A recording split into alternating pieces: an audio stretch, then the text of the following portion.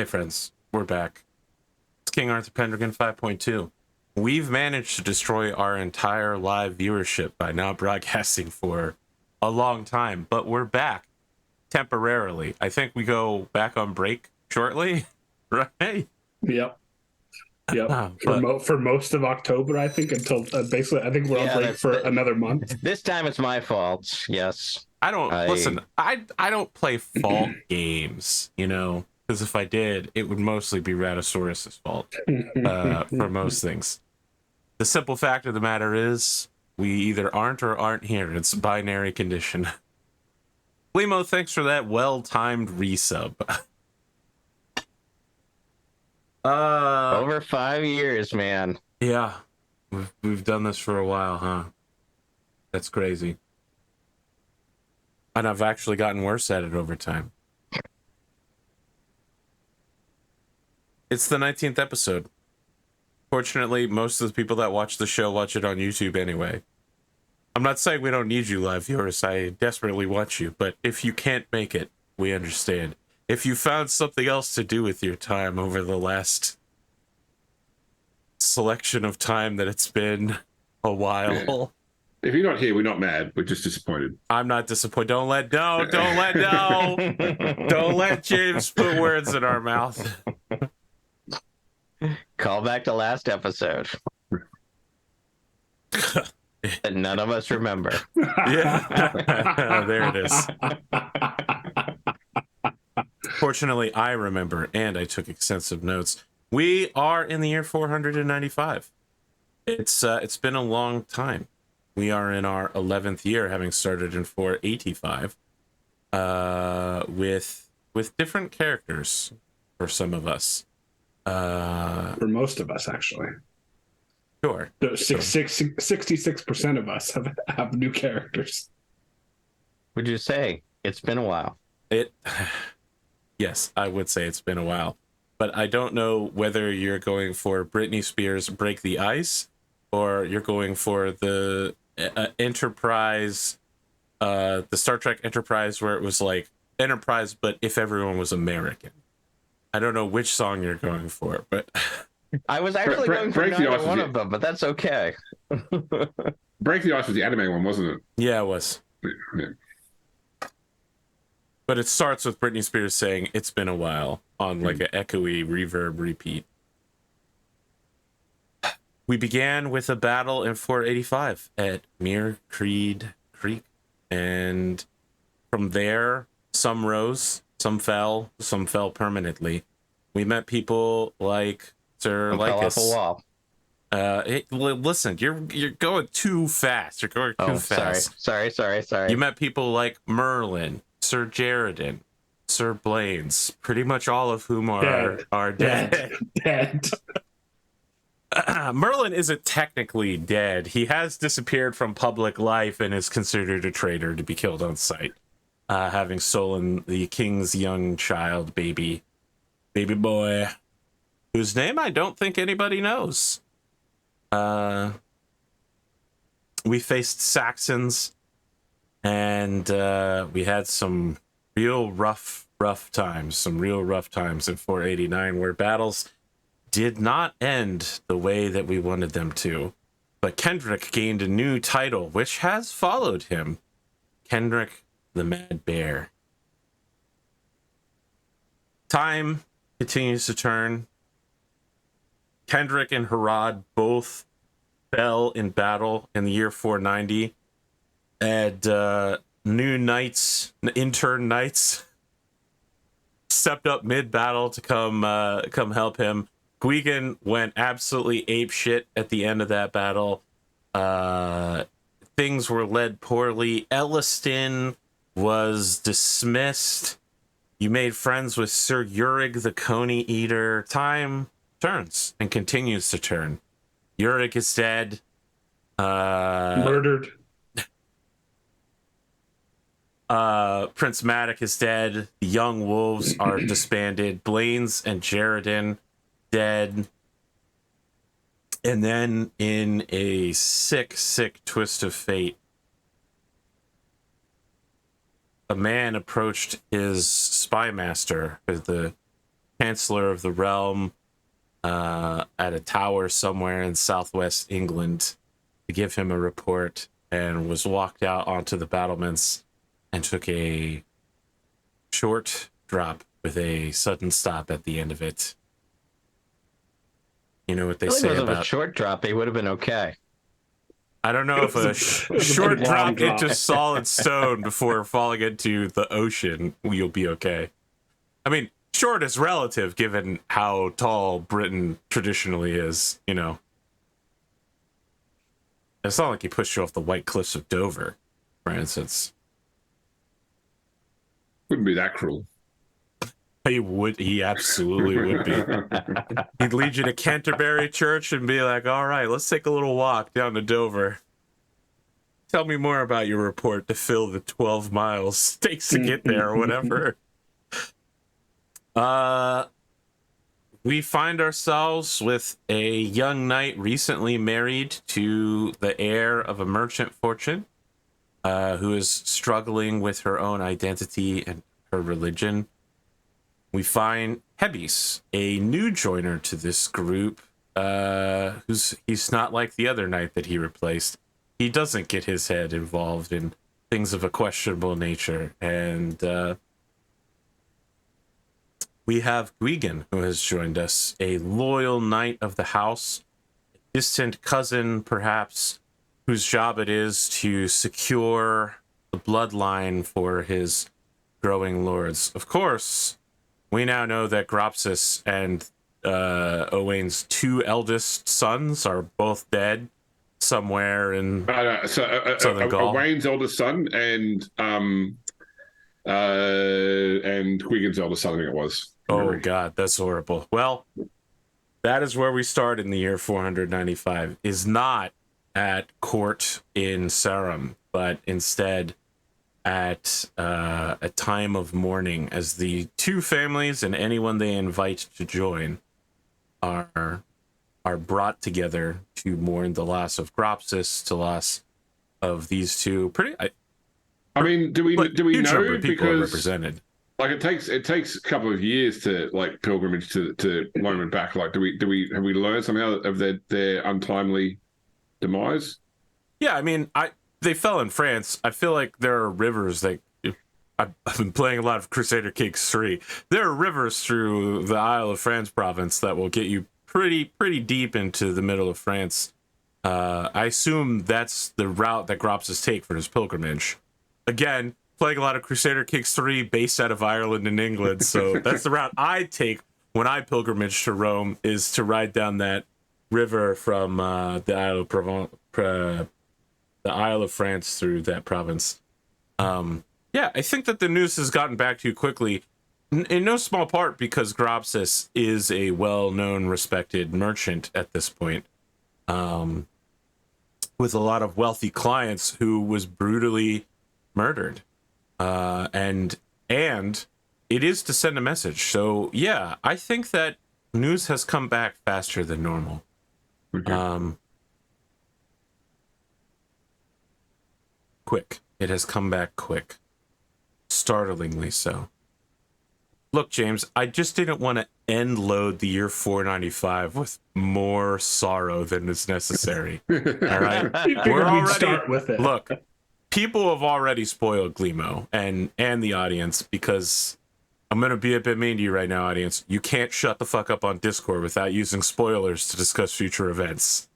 And the worst part is, I mean, frankly, like, if you use spoilers to talk about future things, I'm going to read those spoilers because I just think, oh, they put a spoiler tag in. They're talking about the episode. I'm in the episode. I know what happens. I can't help you with that, Glimo. I can't help you. This is like when people in the Blood Bowl League are like, oh, I read all the spoilers for the match commentary before watching the match, and I don't feel like watching the match. And I'm like, well, dummy, don't read the fucking spoilers. Watch the match. Like if you're talking about it in the public thing with the spoiler. Like, don't talk about what's going to happen in future episodes. Just don't.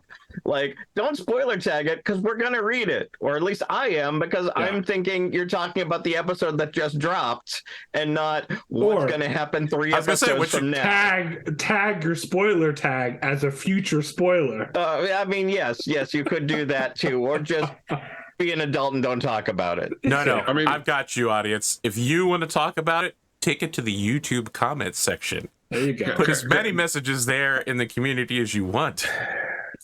Can I ask though? I mean, like the stories of King Arthur originated in the 12th century. Like, what is the statutory limit on spoilers for literary context?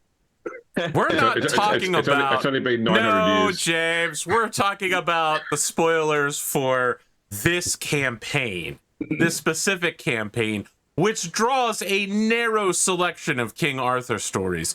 You know what? There are no fucking werewolves in this version that Greg Safford has written, and I also believe that Gawain does not grow 3 times his size in sunlight at the stroke of noon. So you know what? Greg Safford has charted a narrow path through Arthurian legend that focuses heavily on the French Lancelot fucking around. Don't read the royal boards. The royal boards. Yeah, there are werewolves in King Arthur. Yeah, for sure. There's a lot in King Arthur. Listen, here's the thing. Sometimes people are like, Arthur, your shows are really anime. And you know what? I used to lean into that a lot because I feel like I like that aesthetic. But you know what? I feel like people use that to describe everything nowadays, and it's dumb as hell. It's when you're saying when you mean anime, you mean cool, cringy, edgy shit. And you know what? That's been going on for the entirety of human existence.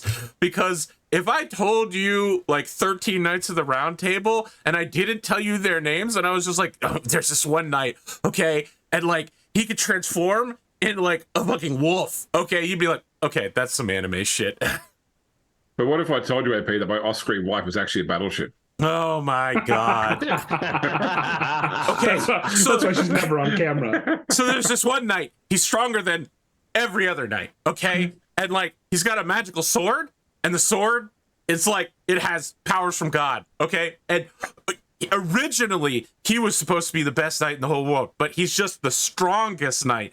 But then he like magic in his brain caused him to sleep with a woman accidentally, okay, outside of marriage, and then his kid became the best knight in the world and got a different sword that let him find a cup that God bled into by accident. All right. And you'd be like, wow, that doesn't sound like filler arc. Is that the main story? I'd be like, no, man, this fucking filler arc from the French. Wasn't by accident. Listen, but okay. Okay, it wasn't by accident. Sorry. Different canon. If we're talking it's about different in the anime and the manga. Tice asks a very important question: Is there fan service? Is there fan service in King Arthur? I mean, you know, there was when James's first character was around. I feel like I don't think so. Most of the King Arthur stories are solidly, at least the English ones are solid morality tales of Anglican Christianity. So they're the opposite of fan service, really. Now, when the French come around, they're literally like, this guy's Lancelot, and he fucks a lot. You know who else fucks? All these other knights who've never fucked before, they all fuck now. Have you heard about this guy, the Green Knight? He fucks.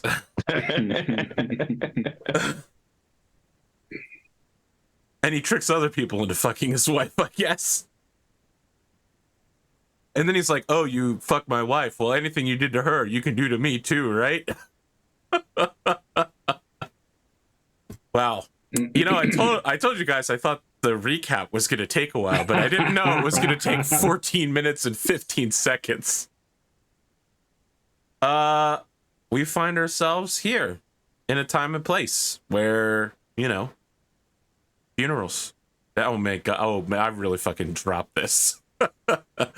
I John Harped it. Imagine something really cool. It is a somber occasion in the spring mud and rain of England, of southern England. The people gathered here. I actually would think that you'd be gathered in two different churches. Maybe we'd have side-by-side burials for Gropsis and for Gwgan's son and for Owain's son. Two different halls, two different cemeteries. Probably something very Stargate Atlantis soundtrack style, just a really, really sad song playing over top of it all. And then at the end of it, perhaps all of you and the other members of the Order of the Axe, which we didn't even touch upon, and your squires and other people you may have invited come together in a chilling rain. It's a bad day for burials, my friends, but it's the only day you have.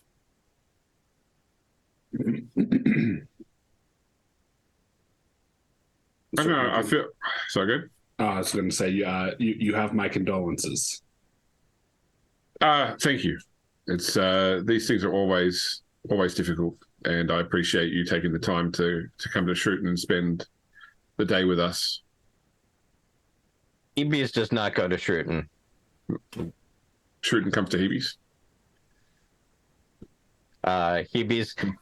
Hebe's very much blames Gwgan for the loss of his father-in-law, and he does not go to the funeral of Gwgan or Owain's kid, and does not go to the public mourning at Shrewton. Oof.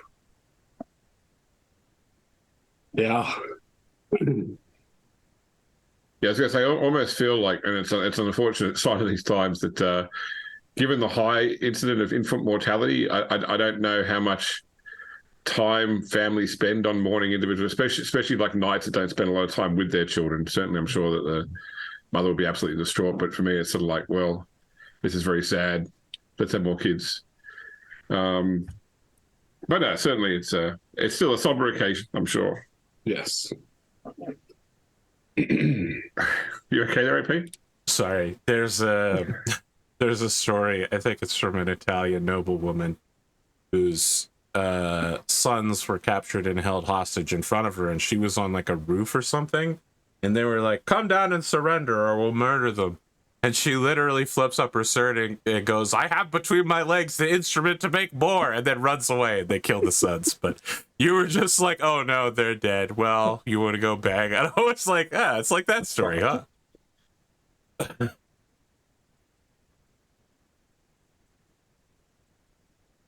Look at this. I feel that until this war with the Saxons is done, we'll be mourning more sons over the years. So Of that, I am sure.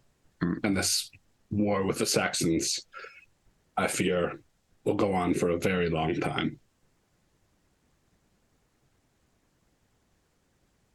I have to be extra careful. My cousin only has one child to carry his line now. He has served me quite well, though. Hayden has. No, that's like Peyton. Hayden is not. He's not Owain's son. Oh, I see. No, yeah. Is Hayden is Gwgan's cousin? Yes. Okay. Yeah. My mistake. I thought you were referring to my squire. Yeah. No, Owain still has Owain still has a daughter.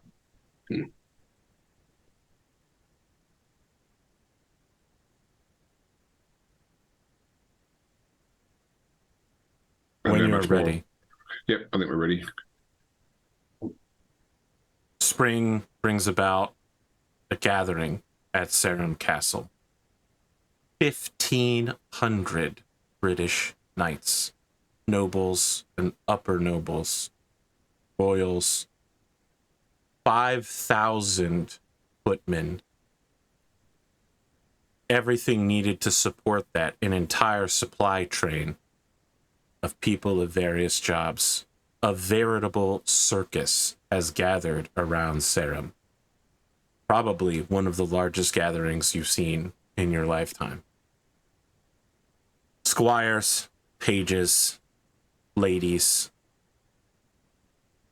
Sarum is a hall filled beyond the brim, far, far beyond. And you all find yourselves recognized there, not just by the locals who, of course, have known all of you your entire life, but there are many things said at court about you, especially of recent. Heby's marrying a Jewish woman, Gwgan, and the loss of his son.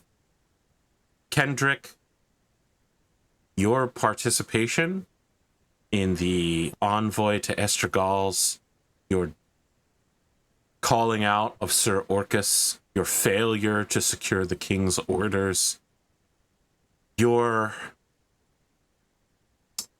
striking down a disreputable duke and being one of the last few of the young wolves. You all find yourselves in mixed and often not well thought of company, but your names are on the lips of many here. Famous or infamous, honored or dishonored. There are few at Sarum who do not know you as you pass through its halls. He's is not found with his companions. Heby's is out with his new band that he is founded. God, I forgot about that. Is he tin whistling? Tin whistling and with the squires. All right, I want to roll. You want a tin whistle roll? I do. And if it's bad, listen, I'm telling you right now, if it's bad, you will be thought less of for being a lord who shills himself out with a tin whistle band. That is a success. Oh, it's almost critical. I mean, in the same way that any die face that's not a 20 is almost a 20. So he is out with the band.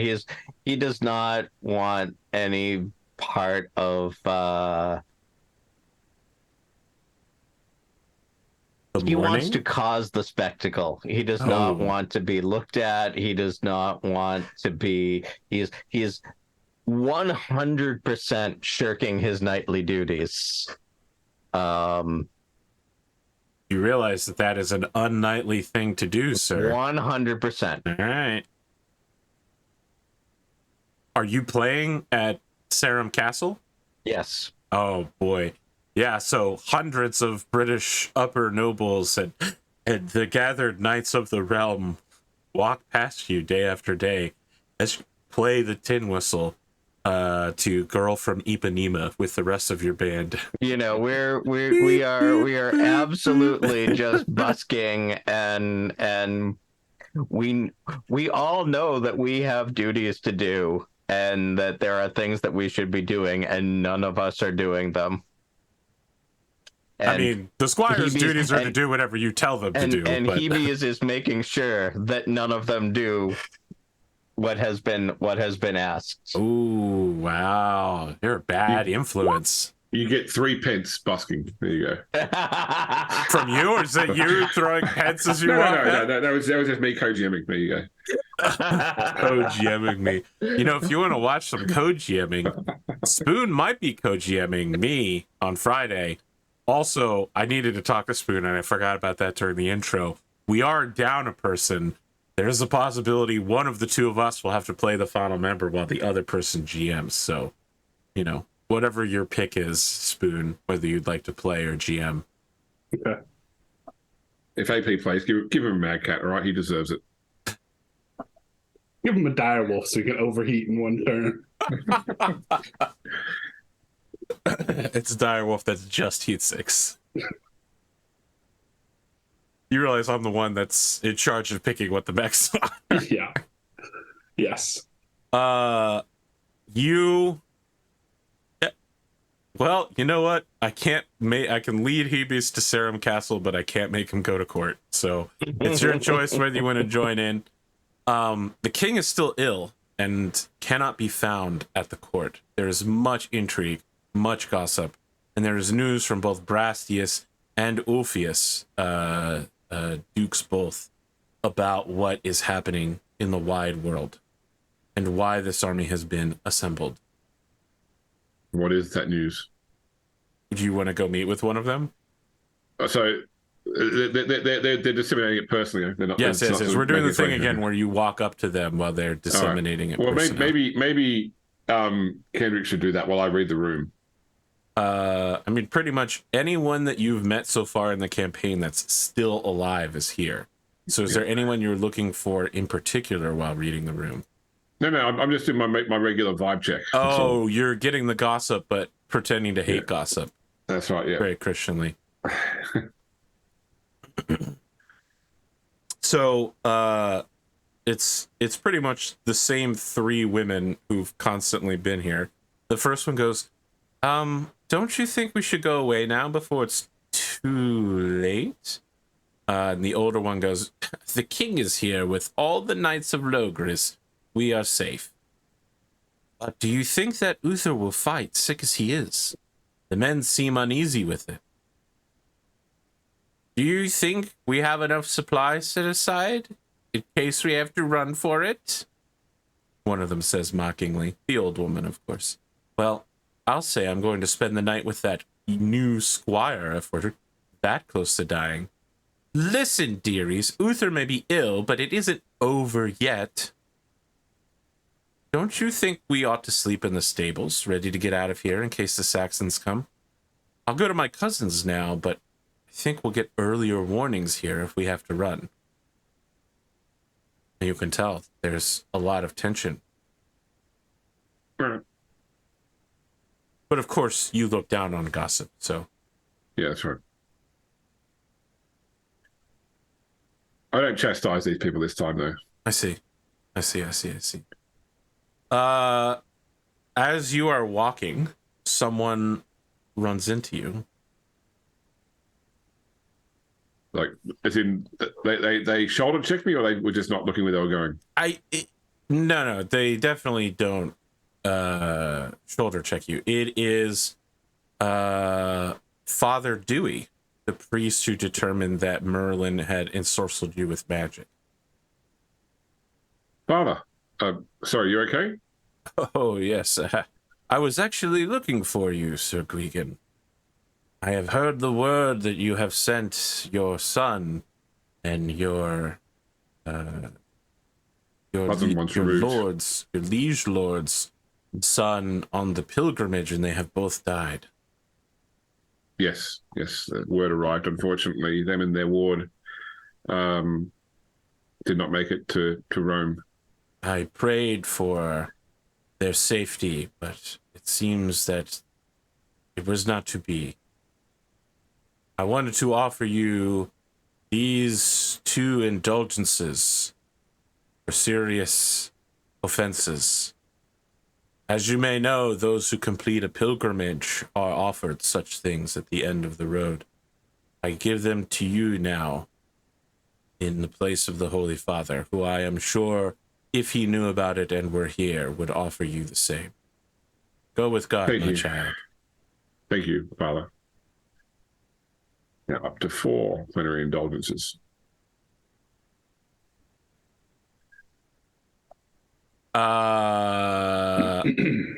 Is it plenary or venial?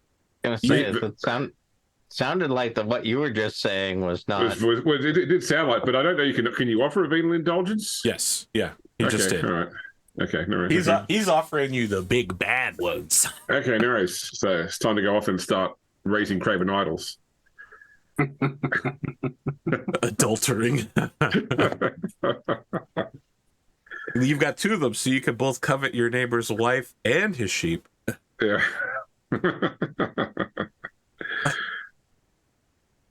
Craven idols. What if you just did non-craven idols? Would that be okay?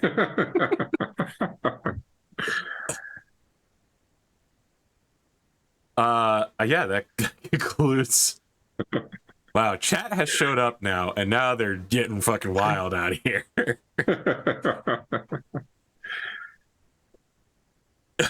Who's next on the round table of people who are at court who aren't Hebes? I'll go talk to Orpheus is here. Yes, Duke Ulfius. Yeah, I'll go talk to Orpheus. You find your way to Ulfius faster than you would think. You know, the line reorders itself based on, you know, like if you're the lowest ranking noble in the room and you get up and you go there and someone higher rank comes, you keep getting pushed further back. You are pushed further forward even than some barons, as it is estimated that you are a person of some importance. And Ulfius, it seems, is making sure that you reach him sooner rather than later with some words to the aides. However, his mood when you reach him goes from jovial to ill. For it seems that your failure to accomplish the mission he laid out for you is not forgotten. Sir Kendric, I see that you're well. Yes, Your Grace.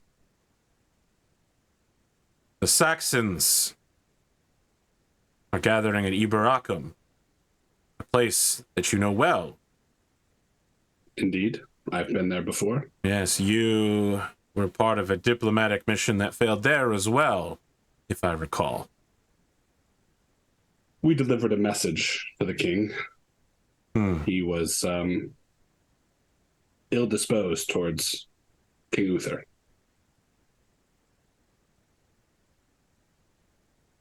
Both times. Well, I suppose the second time we didn't even get to see him. The Saxon army is moving south. We're going to intercept them. Make ready whatever you need to, and let your Order of the Axe know that they should be ready to march as well. We're taking everyone we can get our hands on. Very well, Your Grace. I shall inform them at once. No. He just Denethor's a tomato right in front of you. And he looks at you while he's doing it, so you know that it's a power move. You've never seen him eat like this before. He just wants to let you know that you are the eye of his displeasure. Yeah. Kendric will give him like a curt bow, and then he'll leave. All right. He wipes his face off with a asbestos napkin and then throws the asbestos in the fire so it'll clean itself. Hey, listen, Romans did it, and the Romans brought it here. That's all factual. He takes a big whiff of that. Yeah. Breathes in real deep. while we drink our water from lead pipes. Yeah. And lead balls. It's healthy and cheap. Keeps the radioactivity away. Yeah. I was say, and then I think Kendric goes and finds Sir Gwgan. Ah, very well. You see him coming in from outside near the stables where he was listening to gossip. Sorry, where he was checking the vibes. No. Where he was admonishing those who gossip in a godly way. Yes, there we go. So Kendric, have you seen Sahibis? I haven't seen it around court. I have not. I was coming to gather the order. Apparently, we are going to be marching north to St. Albans. I haven't seen him since obviously news arrived, and I haven't had a chance yet to offer condolences for his father-in-law. Yes. Suddenly, the two of you both hear a tin whistle and a jug band playing Amsterdam's. Babadee bop babadoo boo beep ba doo doo. Somebody Gwent goes nuts with the fucking washboard. Yeah, like last month was the 20th anniversary of Badger. Oh my god. Really? Mushroom. Yeah, so the guy that did like a 3D 3D version of it for the anniversary. Holy shit. I'd know that 10 whistle anywhere. That's definitely them. No, that didn't whistle anywhere, but fucking cringe line. Yes, I can hear the specific frequency of that tin whistle. No one else plays like Hibis does. Oh, that I could buy. That I could buy. Never a sweeter songbird have I heard. Let's go find him. Yeah, and so we go find Hibis. Before this begins, as long as I'm still laughing, I do want to say that since the last episode, I have watched the Star Trek Strange New Worlds episode where the entire cast is forced to sing in a musical. And that is the energy I want to bring from now on whenever anyone is near I want to say Captain Paleon, but that's Star Wars. That's Saran from Star Wars. King Pellinor. King Pelly! Good King Pelly. Yes. That's the energy he brings. Everyone is magically forced to musical around him.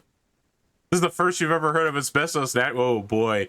The Romans loved asbestos everything. Asbestos curtains, tablecloths, anything that needed regular cleaning. You just throw it in the fire. It cleans itself and it's perfectly fine. It can withstand the heat.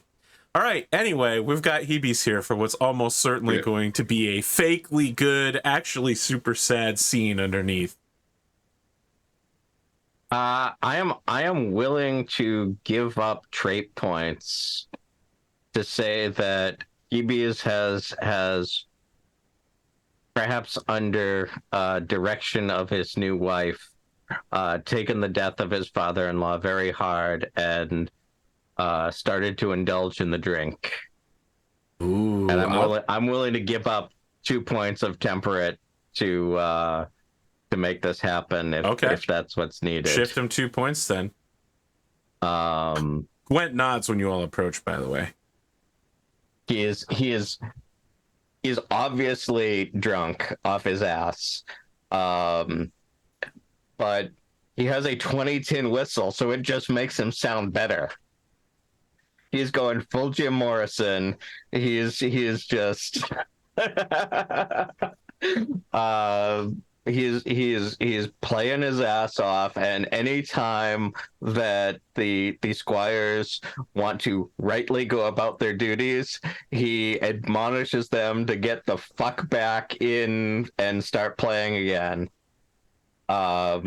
He has made a complete nuisance of himself. But he plays really well, and apparently people are remarking on it. So, like Jim Morrison, he's taking that as license to just keep doing what he's doing. I can just imagine Hibis saying, I don't recall saying you could stop.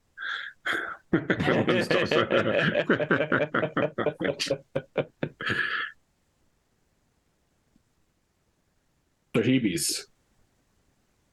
Ah, Kendric! Come, let me play your hammer song.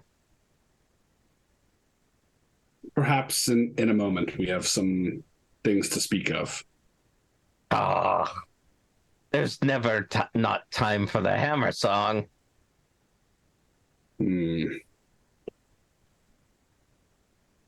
I am tempted, but this is important, Hibis. All right, gents, you can take a 5, and he'll completely acting like Kendric is the only person here in the room. Well, what is so urgent? The Saxons are marching on south. We're riding to St. Albans to meet them. You need to gather your things and join the rest of the order. Kendric, what's the point? People die. People die all the time. Are we really going to stop the Saxons? And if we do, how long? They're just going to keep coming back year after year, and it's just going to be more and more and more senseless death. So you're suggesting that there's no point in fighting and we should just let them have our home?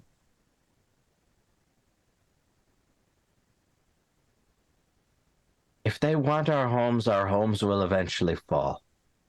And if our homes don't fall, then they'll find us when we're at market or when we're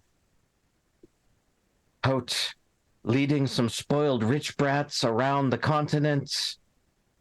They'll find us and they'll kill us. And we'll just be dead.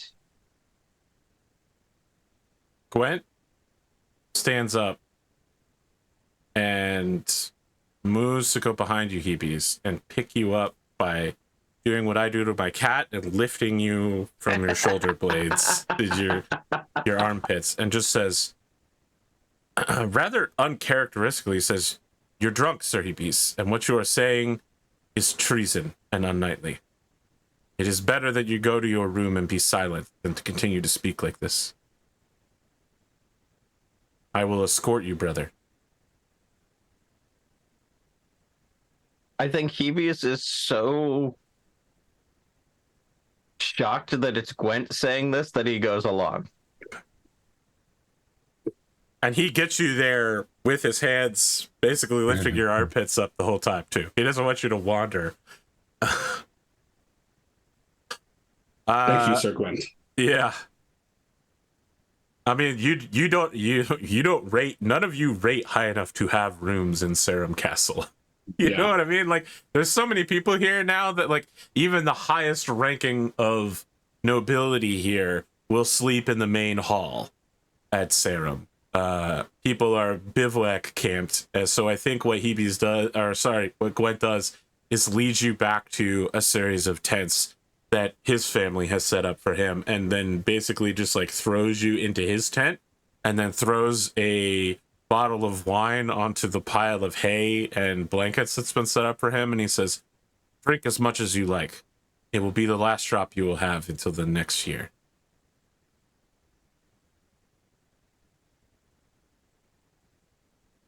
When did you become all about suddenly temperate?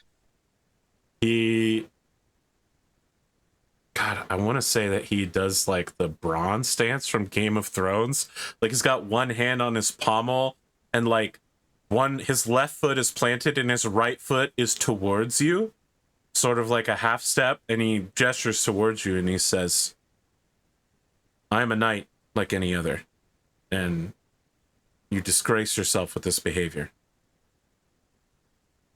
I would not see you fall from grace like this. It will be a private affair. I mourn with you over the loss of your father-in-law. But you dishonor your family and his memory with this goings-on." Killed him, Gwent. This point, he just breaks down. He's like, "You killed him, Gwent. As much as he put the dagger in him, he fucking killed him." I look around. I do not see your father-in-law's body, but I assume you are speaking of Gwgan. Unless Gwgan has suddenly become shaped like a Gaelic arrow. A Gallic arrow? Gaelic. No, Well, Gaelic would be Irish. Right.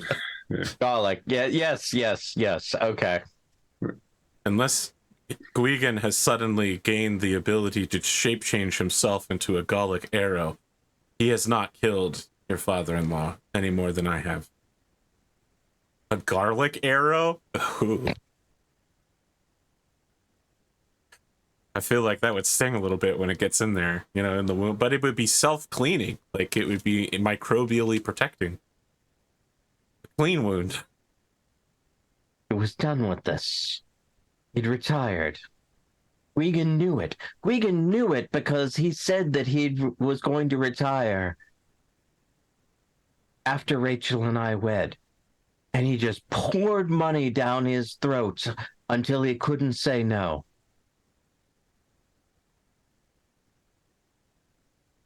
I will say nothing of the proclivities of that man. Retirement is not an easy thing. There are many elders, I think, that think themselves ready to do less and find themselves wanting more. But either way, it is no responsibility solely lying on Gwgan for his choices. He was eager. Hate Gwgan if you wish. Perhaps your heart will mend in time. But this carrying on, it cannot stand. You cannot undermine all the army of Britain at the doorstep of our Earl, at the doorstep of our king, our High King, Uther. You cannot say what you have said. You cannot say there is no point to fighting, that there is no point to tradition, that there is no point to protecting our families and our lands. These things, whether you believe them in your heart or not, they cannot be said.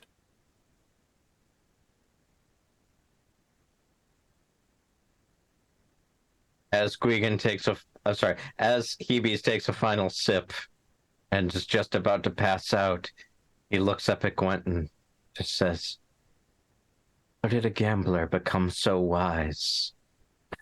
And then his eyes roll up and he passes out. I think the last of the scene is outside his tent. We just hear the leather of him clenching the hilt of his sword as he says, "I'm no gambler, nor am I wise. Just a knight." Then he leaves and has someone tie the entrance to the tent so you can't leave until someone lets you. Then he asks if they want to play a game of cards. Yeah, then he goes and asks somebody to play a game of cards, of course. I'd hate for him to be fully out of character. Look, you're just lucky nobody who wasn't a good friend of yours heard you talking that shit, because that was dueling level. Like, Kendric was about to punch you. Like, full on just beat the shit out of you. I mean, Gwen was too. I was like, I don't know, maybe I should softball this to start with before I slap him in the face. I was just going to start putting his head in a horse trough to try and sober him up first, but you know. Yeah, so Gwen did the responsible thing, which was to give him more alcohol. But it was lighter alcohol, so that's okay. You know, lighter alcohol. Yeah, that's how alcohol mechanically works. has gone from temperate 13 to temperate 9. Oh, yeah. Okay. What I like is that Glimo was sipping on wine during that conversation as well. Smugging his way through that shit. You know, method acting is sometimes... Okay, method acting. All right, Daniel Day-Lewis, calm down. This make Glimo decide he's going to come to every Pendragon session drunk from now on. I'm in character, guys. Oh my god. Have you just tried acting, Dusty? I want to imagine Hibbies becomes one of those guys that goes to church services just to get that confessional sacramental wine. Just a little bit more. Little bit more. You gotta really try hard to get drunk off communion wine. Yeah, that's true. Yeah, you do. I've seen some desperate people in my time, though. Sunday morning is not always kind to the world. You're gonna do better getting drunk off Sterno than you are off confessional communion wine.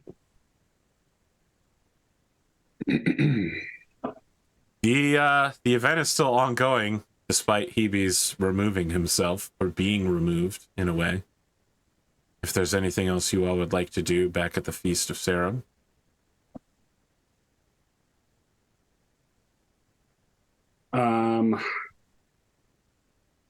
Don't think so. Most of Sir Kendric's friends are dead.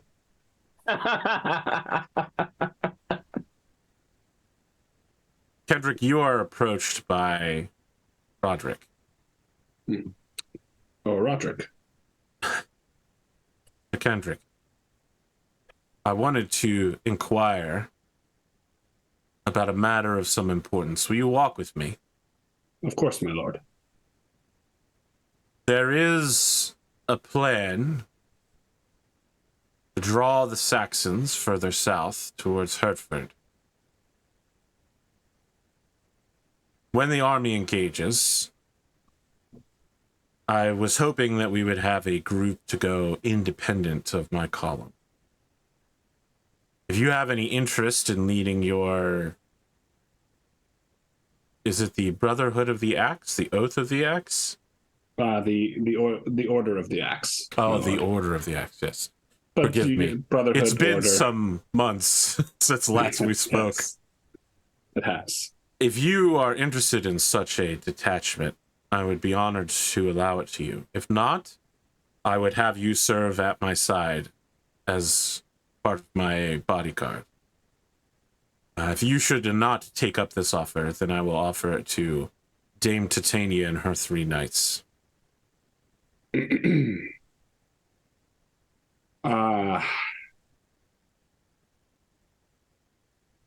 offer me 2 tempting choices, my lord. They are both positions of honor that you have earned. I believe I could best serve Salisbury by your side. Very well. I will let Titania know that she and her men are free to roam the battlefield. I will see you upon the fields of Hertford. Indeed, my lord. He claps a hand on your shoulder and gives you a squeeze, and he Jack Aubrey's you from Master and Commander and gives you a wink before walking away.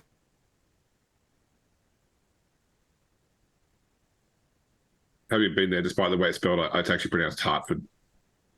Okay, listen. You know what? I'm American. I'm not English. I can't pronounce half the shit in this fucking country. Y'all name every fucking river Avon, all right? Calm down. We call it Salisbury steak. It's pronounced berry despite the U. All right. Hartford, then. Like Connecticut.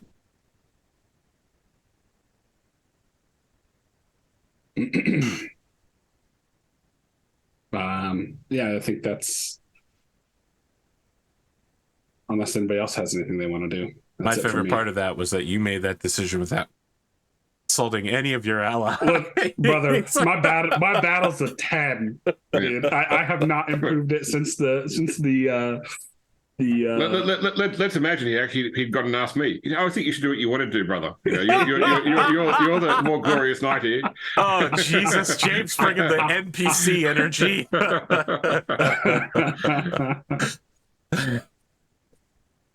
I want to imagine that every day that goes by, Gwgan becomes more and more like the Australian guy from Lost, who gets stuck in the time warp and he just calls everybody brother and he's really Christian. Desmond? Yeah, Desmond. I want to imagine Gwgan just as slowly morphing into Desmond every year. No, I'm good. I have nothing else to do here. Very well. It seems like a good time to take a break then. And when we return, we'll talk about St. Albans, which is west of Hartford, which is in Hartford. That's not confusing at all. That's why in modern day they changed the town to Hartford in the Shire of Hartford, so it becomes Hertfordshire. The Gigabrain. Gigabrain. Yeah. Yeah, we're back for the second half. Second, third. Yeah, I fell into that old trap. Fell into that old trap. I do want to state that since we've last played, I played a fuck ton of Crusader Kings 3, and so how I run feasts and hunts will be different after 495 because it's a age change, it's an era change, and things will be different going forward. In the words of young adult dystopian novels, Everything's about change. I mean, isn't it the anarchy period? Is that right? Is that what it's called? Yeah. It's like in Civilization when you change government types, you have a period of anarchy. Yes, the anarchy period. I was going to call it the dark time. Yeah. It's the worst period for the household management system because you get like calamity like on a 1, 2, or 3 and only get benefit on a 6. Well, maybe one day, Gwgan, Owain's son will find his father's sword, and you, the old master, will tell him it's a more civilized. It's a civilized weapon from a more civilized. And then, oh God! Wow, I fucked this up 3 times now. More elegant weapon from a more civilized age. Jesus, I'm gonna have to go back and watch Obi-Wan PTSD again. That's all there is to it. You'd have to come back from the dead first. No, he has other sons, right? No, he has a daughter. That's it. Oh wow, he's super fucked then. What do you want to? We should talk for a second. What do you want to do about that bloodline then? Are we abandoning the house? Look, what I'll talk about it later. It's fine. Sure. The daughter's only 8 years old right now, so I've got time to sort of. Listen, if this were Crusader Kings 3, I would marry her to your son, unifying the bloodline and strengthening it with only a slight chance of inbreeding. Hebe's timeline is gonna die at the feast. The Hebe's timeline? Hebe's is an only son. He just married an only daughter. So Don't worry. She'll have kids, probably. I mean, so we're going to be going back to Pascal Jaden. I mean, you're telling me you're jumping back to the other house. I feel like the likelihood is high, given the out of character knowledge that I've been given, that there will not be whistling in the future. Don't let other people define who you are, except in every single way. I mean, that said, if Hebe survives, great. But if it doesn't, there's no house for Hebe's to fall back on. That's true. I mean, just to be clear, Arthur, like, obviously we don't have surnames. It's like any surnames we've got are either where we live or what we do for a job. Yeah. Or who our father was. So Gwgan's daughter, so Owain's daughter is still the heir of Shrewton. Yes. And so if she then marries someone who's unlanded, then that person becomes Lord of Shrewton. It's still the Shrewton family, so it's a different bloodline. But... I apologize. I Crusader Kings 3 too much. I'm stepping ahead of myself. You are fully capable of playing a female knight in the future, a dame. Yeah. So don't let my generic sexism derail this. I suppose that house still has legs. Yeah. Just like Baba Yaga. There is something that will happen this year and something that might happen this year that could put Gwgan on a very different path, and that might affect the family too. So very well. I want to imagine when you said that, though, you meant like the family. Gwgan's the consigliere. The royal army approaches. 1,500 British knights, 5,000 feet. Technically, it'd be 10,000 feet. Approach the city of St. Albans. Peasants who had been in hiding come to the British camp and report that the Saxons have taken the city by surprise, slaying all of the defenders and many of the residents. Upon closer inspection, the army wide sees that the gates are equally wide. King Uther does not want to wait and orders his forward units to attack immediately and seize the gates. Skirmishers are sent inside, all others to follow as soon as possible, but it is a trap. Some troops get inside and are slaughtered. The gates are closed, and for the rest of a long day, British archers shoot at the defenders. A good many foot soldiers perish trying to get over the infallible walls of St. Albans. The attack fails. The army camps for the night, depressed at their failure. Tomorrow, Perhaps you will go over the walls, or perhaps the Saxons will ride out to meet you. They say that they are 9,000 strong, greatly outnumbering the much smaller British contingent. And so we find ourselves with Kendric, Hebes, Gwgan, and Gwent, and maybe some other knights who I've forgotten because it's been a really long time since I knew who was in the Order of the Axe. No, that's us. That covers that's it. it. That's And it. your The squires. the other one who I wanted to induct died. So It is some short weeks later that you find yourselves among flickering torches in the night surrounding and sieging St. Albans. I feel like at this point, Hebe's kind of like pipes up and says, I seem to remember a story of a similar siege where somehow my old lord managed to get inside. Does anyone know how that was accomplished? Can we use that here? I mean, I rode with him to the castle, but we parted ways before he went to get in. And he was very circumspect on the manner through which he entered the castle. Gwent says, "This was a foggy night, was it not?" It was, but even then, I mean, Herawd was he kept his own counsel well a lot of the time, but he was specifically quite tight-lipped on the manner of his entry to the castle and his subsequent departure. I trusted him, so I didn't push. in any case, we are riding with the Earl tomorrow as his bodyguard. So any sort of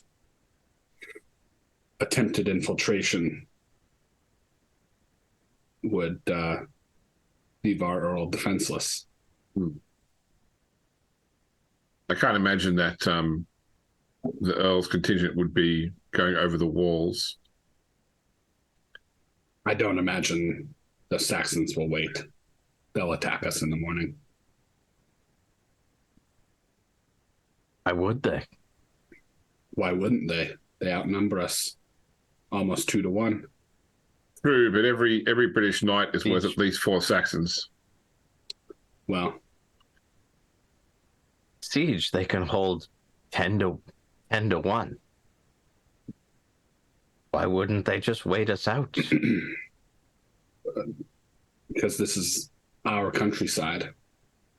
We can forage for supplies and gather supplies from neighboring villages. They are an invading force. They need to break our army. They're probably also dealing with a dissident populace inside the walls if they're an occupying force. They probably put them down already.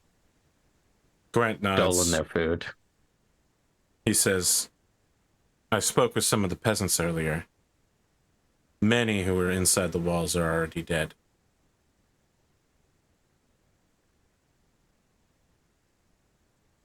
In any case, tomorrow it falls to the Order of the Axe to protect our Earl.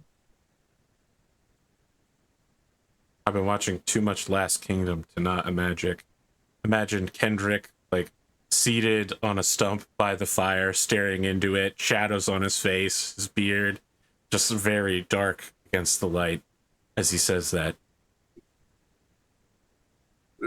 If each British knight is worth 10 Saxon pagans, I expect each of you to double that number. I mean, I said 4, but point taken.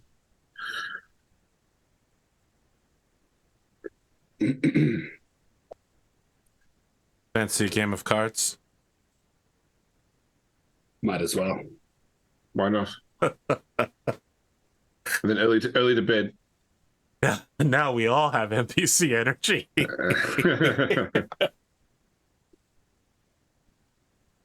Okay, here we go. The Battle of St. Albans. At dawn of the next day, King Octa and his army... Could you roll gaming for Gwent, please, since we've all rolled Oh, Jesus. All right, fine. Fine. I don't think you guys want this smoke, though. Here comes the fumble. Everybody fails. We all lost money. No idea who to. The house won. That's it.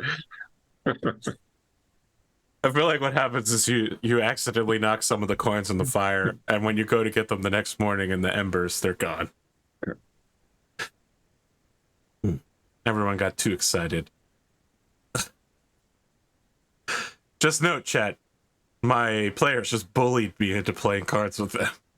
I was just going to walk right past. All right, so anyway, the important thing I was saying was that King Octa and his army of 9,000 Saxons file out of the city at dawn of the next day to meet Uther in open battle.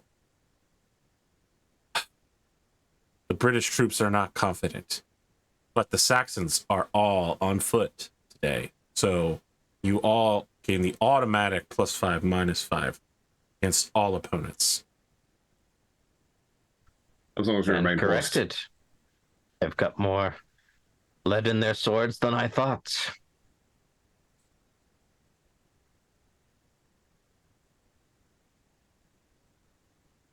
I would prefer to let you all doom yourselves. So, James, if you could roll a d20 and we'll see who you're facing. in the first charge. Yeah, go ahead and hit me with some berserkers real quick again. 15. All right, let me consult the ancient oracles. They say that you faced Orthgonauts with a Thane.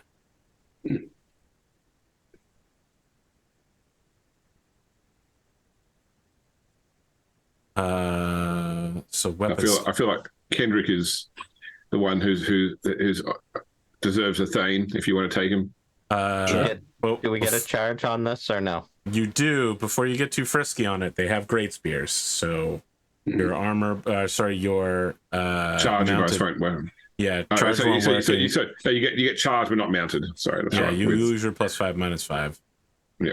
They are armored but not shielded, and they are ready for you. Okay. So if we charge with lance, we still get +5. Yes, for the charge. Okay. And that charge is only for this because it's the first round. Yep. Kendric, you're going after the Thane? Yes, I will go after the Thane. Very well. Hebees, you and me, let's dance. Well, that ain't so good for me. Better than 50/50, but not good enough to match that, my friend. Oh. I'm afraid you're in some trouble. Do I get any bonuses for you charging into a great spear? No, just no penalty. Unfortunate. That crossbar does not hit you that hard. 14 with your shield, I believe, will deflect most of it. Nothing. What's your Size? Is it size for horsemanship? Yeah, it still goes off your size, but then you got to Yeah. if he beats your size, he's got to roll horsemanship rather than dex. Okay. What is your size? 16. All right. You are unaffected by running into a solid length of timber ended in a metal tip. Gwgan? I'm charging with sword, and I have to roll hate Saxons, even though I keep failing this despite it being very high. I actually passed this time. Okay. All right, I hit. I hit You better. hit better. Yeah. I don't get horse damage though because I'm using a sword, not a Yes. not lance. So it's only 13 damage. Wow, that's a terrible roll. Okay. 1, 2, 2, 4, 4. Not enough to kill, but certainly enough to account you Yep. in the list.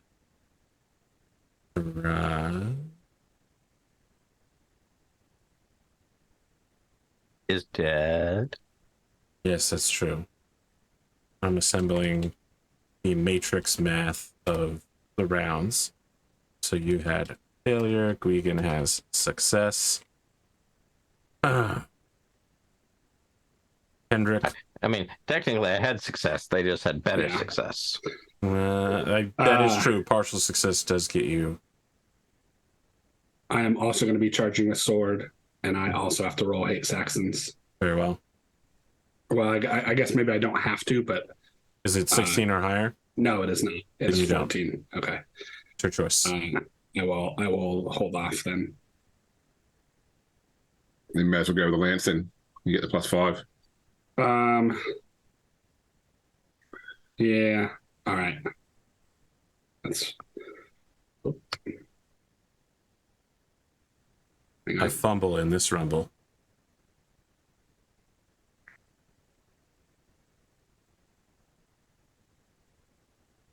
I do not. Okay. D6. Have you ever used Book of Battle AP for Battle Rule?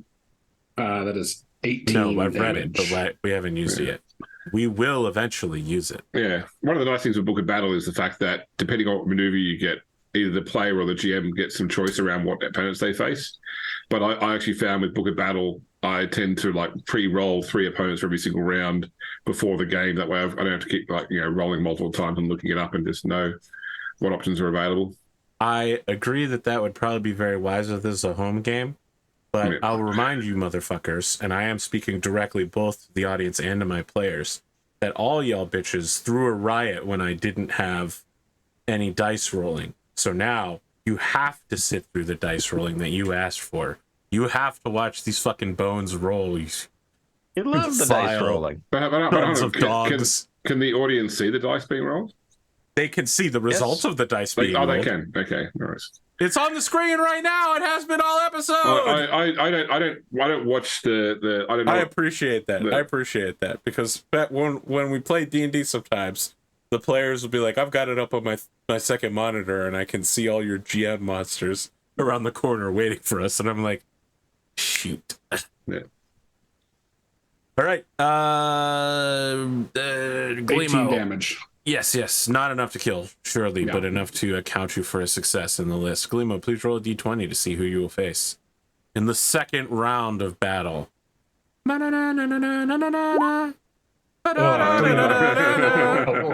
God damn it. No good comes of this. You face berserkers with a 35 weapon skill rating. They are wielding great axes at 76 with 10 armor. They come out. They actually don't really have that much armor. They are armored in tattoos that you can see are made of the blood of innocent English. You don't know that. You know what? You look at them. They're magical. You know it's made with the blood of Bretons? Are you guys Bretons yet? Has that happened? Britons, sure. Yeah, Bretons are from Skyrim.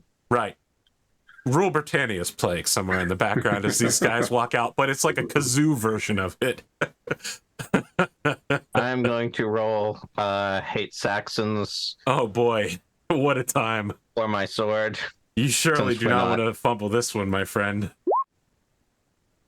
I have it.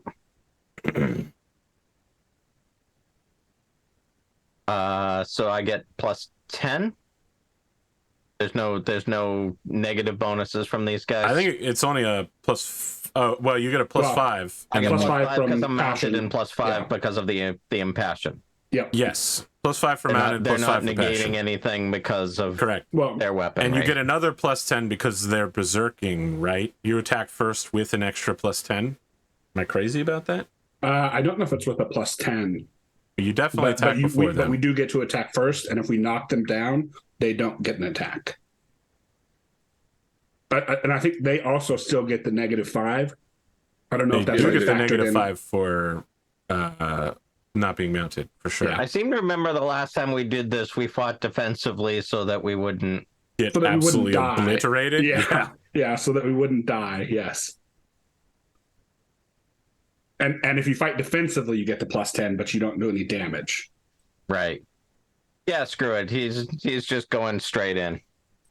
I want to imagine that you are the first one to break away from the rest of your unit and begin Don Quixoteing in. So is it plus 10 or plus 20? So you'd be at plus 20 if you're Yeah. fighting defensively. I'm not fighting defensively. Okay, so it's just It's plus plus 10 then. Hey, good, nice. That's a good roll. Okay. You might not die. That is that with the plus 10? As with the plus 10. You have Yeah, a so sword you of roll- 10? I No, no. have a sword of 15. So what happens is, with his plus I- 10, he goes to a 25, which means he's dice roll plus 5. So he rolled 13 Yeah. plus 5. Oh, okay, I'm just sorry. It's been a while Yeah. since we've done this. I didn't realize Yep, that the Roll20 was accounting for that already. It does say 13 plus 5. Yes. Yeah. Okay. So not a critical, but a hit. Roll damage. We'll see if you can knock them down. Yeah. Oh, he doesn't get a. Okay. No, No, because he's berserking. He's doing uncontrolled attack. yeah. Okay. 18. Oh, that's a shitty. It's Well, enough that's to force a knockdown, Force a knockdown roll. check. Yes. And then that is his dex. Yes. Yeah. All right. Rule Britannia is still playing. You really want him to fail this, I think. Yes, you do. Yeah. Otherwise, it could be bad. He does not. He does not fail. Right. I mean, he's rolling at a 30. So he has a plus 10 to it. On a 10, yep, that's a critical. That's 14d6. Well, I get Honestly, to roll no. against that, right? Yeah, that sounds So good. So the way it works is that so his skill is 30, right, Arthur? Yes. So he got a total of 17 because he rolled a d20. Oh no, that was his dex roll. So 30 plus 23. Okay, so Right. so Glimo doesn't defend, but he automatically gets his shield. Okay. That's Yeah. I thought 'cause- it was I got a free attack and then we roll off. No. No. No. No. Okay. You get a free attack, and then if he's still standing, he gets to hit you. Ah. Oh well, I miscalculated. So it's Damn, crit I'm damage, bad but at you do get math. your shield. 50, I mean, you're just fucking outrightly dead, I think. I mean, I get 15. Oh wait. We are wrong. Glimo does get to defend skill versus skill. Okay, go ahead. No, I it's mean, either. If you look at the chart, it's the make either. Oh shit! Yeah. Yeah, you're right. Sorry. Well, Yeah. all right, then I think you're probably completely dead on this one, even with your shield. That'll get you up to what, like a 16? 40. Plus you've got with chivalry don't you, armor as well? and shield. That's 40, and I have hit points of 30. So that's minus 10. Which Minus 10. 'cause anything below -6 is instant death. Okay. So, Hi, Hebe's... Hebe's. You really wanted him to go out, huh? Hebe's miscalculating how the rules go because we did it wrong last time. Rides forward alone. He causes the berserker to waver, but the berserker gets his hand on the horse and causes you to helicopter around him, giving him time to arm bar you with his massive arm, knock you off your horse, take both hands, and chop your head off with the two-handed axe cut. As we see Gwgan go, no! As your head rolls slightly away and invents the game of golf. Falls in a gopher hole nearby. gopher hole. Do the English have gophers? I don't know. The good thing is, I think we have Kneed's character sheet around here somewhere. Oh man. Yeah, so having seen that, Kendrick, what do you want to do? We know berserkers are nasty. We fought them 3. This will be number 4. I'm gonna choose to fight defensively. I've learned my lesson. Wise. So now we roll off, right? And you roll at a plus 20? Yeah. Okay. Well, plus 10 for the fight defensively, plus 5 for being mounted, and plus 5 if he's impassioned. Yeah, plus 20. Yeah. Did you impassion? But I have to impassion first. I'm gonna try my hate Saxon's passion. Yeah. Yep. So plus 20. Really throwing hands here. All right. So I mean, the worst he has to critical, and that'll just deflect both of you essentially. He does critical though. Ah, so do I. You both critical each other. I break his weapon. Indeed, you do. Yet another axe to add to the order of the broken axe. That's not what it's called. That's definitely not what it's called. But it's just called the Order of the Axe. Yeah, that's true. That's critical success. Gwgan, let's talk about you. I'm also fine defensively. Incredible. What a choice. No, what? I can't roll less than that. I can't roll. Yeah. I'm getting plus 20. Yeah. I mean, you just ride past him. He is not capable of hitting you in this moment. Yeah. Well, I break his weapon on the way past.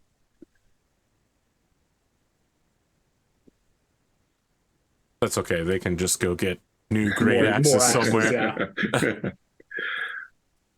somewhere nearby, there's a little green guy shouting, "More Daka!" It's just a dwarf that they painted green.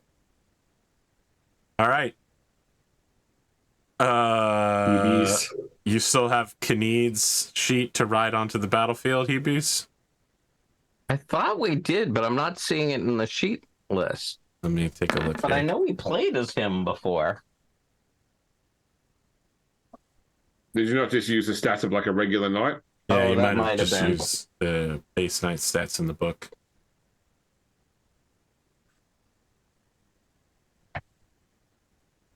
What's the base knight? I know there's a sheet for that if anyone has the page number. I think it's called Knight Ordinary. Right, I'm just looking for the page number. Average knight is on page 204. Thank you.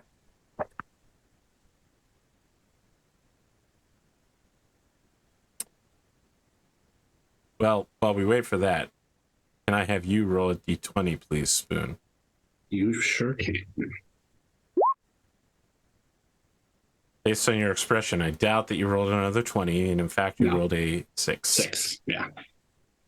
According to my notes, let me check my scouter's power level. It is a Coral, unmounted regular warrior, using a spear with shield and light armor. Stands in your way. A pack of them begins running towards your group in the battle line. Let's go with you first, Kendric. Okay. Let's see if we can meet eye to eye. Yeah, maintain my sword with a plus 10. Yeah, plus 10. I fumble. I hit for 25 points of damage. Nice. A good roll there. Yeah, it was. Hold on a second. That might be quite bad. That is enough to knock him unconscious. Would you like to have a squire make a move on him? Yeah. Punch him up in a bad way. You want me to make a squire roll for Hayden? Indeed, please do. Success. Okay, you've captured a regular warrior. Just know that these guys are basically worthless. Yeah, it's not... No man is worth it, Arthur. Would you say that to a Saxon, sir? They can still tend the fields. Wow. Listen to this slaver.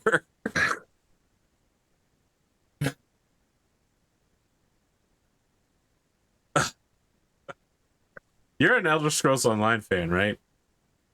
I mean, I played it a long time ago, yeah. Okay. They have a song there that they straight up ripped called Over the Seas and Far Away that they just it's a real song and they just changed the titles of certain people to just be Elder Scrolls.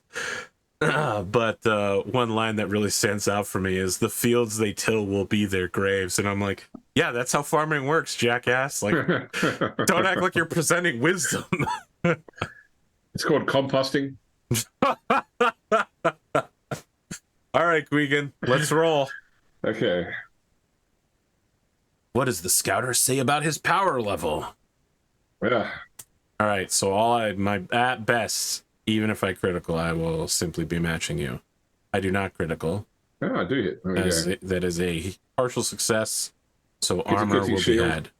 Yep. Deflects right off. 3 1s. You deal 1 damage. That's rough. Still a success by any other means. Success is 2 C's. Can I say that Kneed has the same hate Saxons that both Hebes and... Yeah, sure. He's a family. Roll it. Who's Kneed again? In the scheme of things? Cousin. Kneed is the bastard half-brother of Herawd? Herawd, who Herawd legitimized after the last battle against the Saxons that we had. Yeah, because he did so well. That's So right. he's effectively the heir of Herawd's house. Did Herawd have any kids? I thought for sure he had a son. He does, but they're all under the age of majority. That's okay. When the son gets old enough, he'll have to contest his uncle for control. Yes. That's a success. So this will be at plus 10. And so he would have a sword. Average knight has a sword of 19. So 1d. You know what? I'm just gonna edit this sheet here. Yeah, it's probably easiest. Yeah. All right. And it is a plus 10 modifier. Yes. So that's a 17 on a 20. So that's a success. So I roll damage. 20 damage. I have a question for you, Glimo. Yes. What are Hebe's final thoughts as his oxygen-starved brain is dying? If we have like a little scene like from his eyes with maybe flashbacks or just sad music. It's just sad music. It's just like, fucking Gwent, I should have just stayed with the band. I'll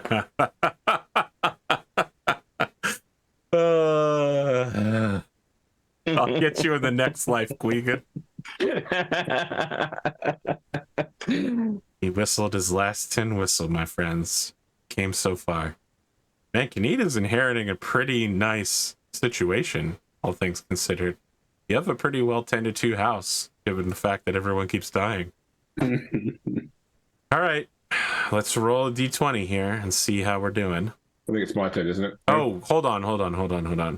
Oh. I need to roll to see if this guy goes. Oh, no. Yeah, you don't have nearly enough damage to take him down. Never mind. That's my bad. 12. Would there be a knockdown? Even if he was knocked down, he's not, unconscious, so a squire can't capture him. Okay. 12, I see. According to my power level chart, you're facing Herawd with axe and spear, and I believe that I shall face you with axe as a result. They are wearing furred armors and have large wooden shields.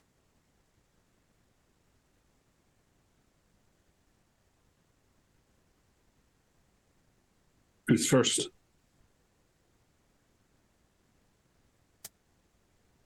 Well, AP? Kanade, I'm going to go ahead and have you go first. Sure. You guys don't pick. I'll pick. 10 on a 20. Well. You can face my 9, which is a success, but not good enough. 18. Enough to lock in a success, not enough to knock him down. You hit him hard and continue riding through the line, wheeling about with the rest of the troops. Gwgan? All right. Let's do this. It's time to do.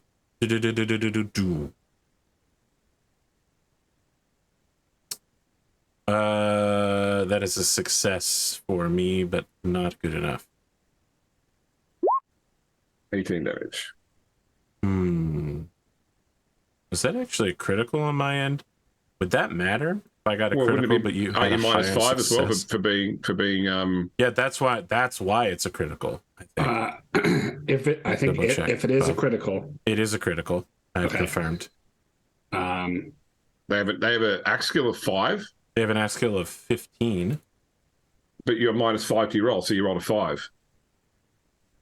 Oh, wait! It modified. is that? I thought it modified the skill.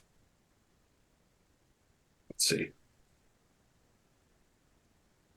Right, it modifies the skill. You only modify the roll if you go below 1 or above 20. Hold with us, audience at home. It has been almost a quarter turning of the sun since we last played.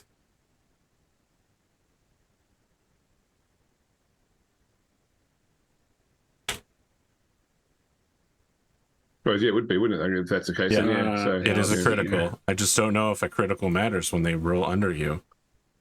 Well, it does. It does, critical always because critical always success. beats a success. Yeah. Well, I will mark you for a success here, but you are going to taste some pain.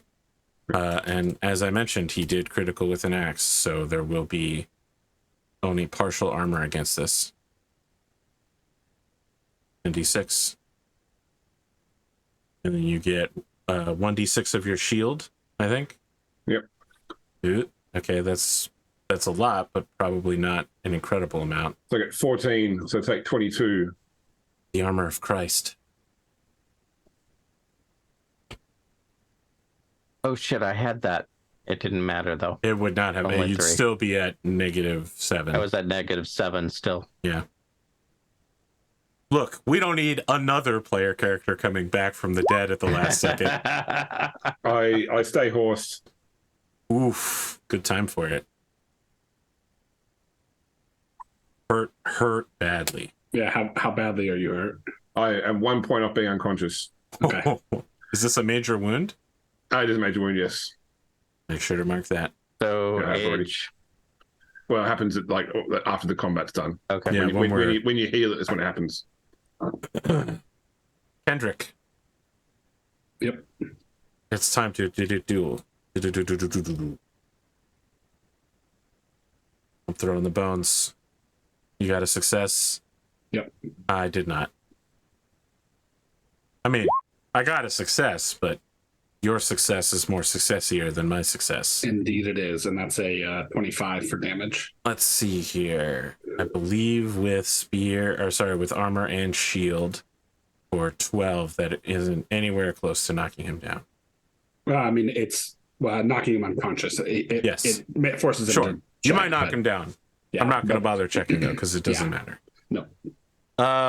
It is at this time that Earl Roderick's horse in the 5th hour. Oh, Canadian doesn't roll this round? You rolled first this round. Did I? Yeah.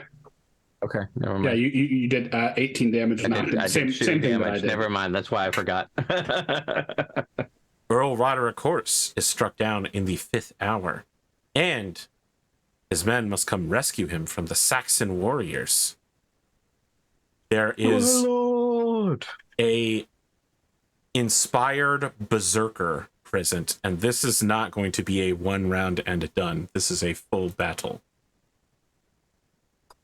We start with pinned underneath his horse, Earl Roderick, with the inspired, hated berserker standing over him. There are 2 nearby additional warriors. What would you like to do? Sir Kendric is going to go for the berserker who's standing over Earl Roderick. Okay. So does Canadian. Okay. But just to be clear, this guy will kill Roderick if you don't kill him first. You know, like if you fight defensively, he is not aiming for you. Right. You will do nothing to deflect this blow. Yeah. You can choose to Mr. President him if you want to fling yourself from your horse and cover your lord with your body. It doesn't sound like you want to do that, but I want to present it as an option. That's one of the problems with the system is that technically speaking, if that guy's attacking Roderick, because all attacks happen at the same time, if he's not putting any dice on anybody else, we correct. But as a do to stop him. berserker, because he's berserking, all the other attacks resolve on him first. Yeah. Yeah. This is the only time that would be relevant. Yeah. Kendrick's just going to go for the kill. His Okay. his loyalty So lord is Canadian. not quite that high. It's high, but it's not quite that high. Gwgan, what would you like to do? I mean, I'll go for one of the other warriors and we'll just see how the other one attacks. 'Cause Okay. I can't take 2. Are you sure? With your 1 hit point? Well, I mean, I like, as I said, I can try and kill one, but if both fight me, then I'm fucked. So,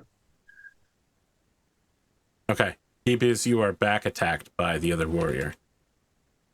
Hebes is dead. Sorry, I said Hebes, didn't I? Khaneed, the other warrior is committing himself to you, so if you do nothing to block it, they will get a free attack on you. I'll eat the attack. Very well. Let's start with Kendrick then versus a berserker. Yep.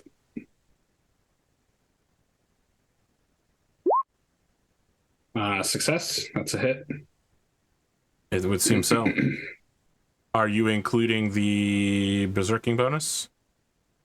Oh no, that just like gives you a free attack on him. Never mind. Yep. So wow, 25 points of damage. I'm making us go through this again, even though we just did it. All right, berserker, no berserking. Let's check your knockdown testing versus dex. That is a failure. He is knocked down in the process, and with a armor of 10, that is 15 points of damage, which is not enough to major wound him. Yeah. They're tough sons of bitches. Here comes Kinnead. Nice. Well, hold on. I could... Oh, wait, I don't get any roll against it. All right, go ahead, crit him. I want to imagine that Kinnead is approaching the other side, like Kinnead is doing a left-handed slash while Kendric is riding slightly ahead with a right hand. And I want to imagine in slow motion between the beats of the horse's hooves hitting, we just see like Kinnead grayscale PTSD of like watching Hebes die right in front of him to a berserker just 2 hours ago, and then fucking absolutely chops this guy's head off as a result. That's my new backstory element for Kinnead. Because he was a bastard, he's left-handed. You ride past this guy who just took a hit from Kendric. He's on his knees going down. He's still trying to get the axe on Earl Roderick, and you snicker snack vorpally as his head goes sailing off of his massive body, and he falls, blood gushing all over Earl Roderick, struggling to get out from under the horse. Gwgan, I believe I owe you a duel. Yeah. I'm going to check to see if I am inspired by my hatred. So right now I'm feeling a bit weak. Nope.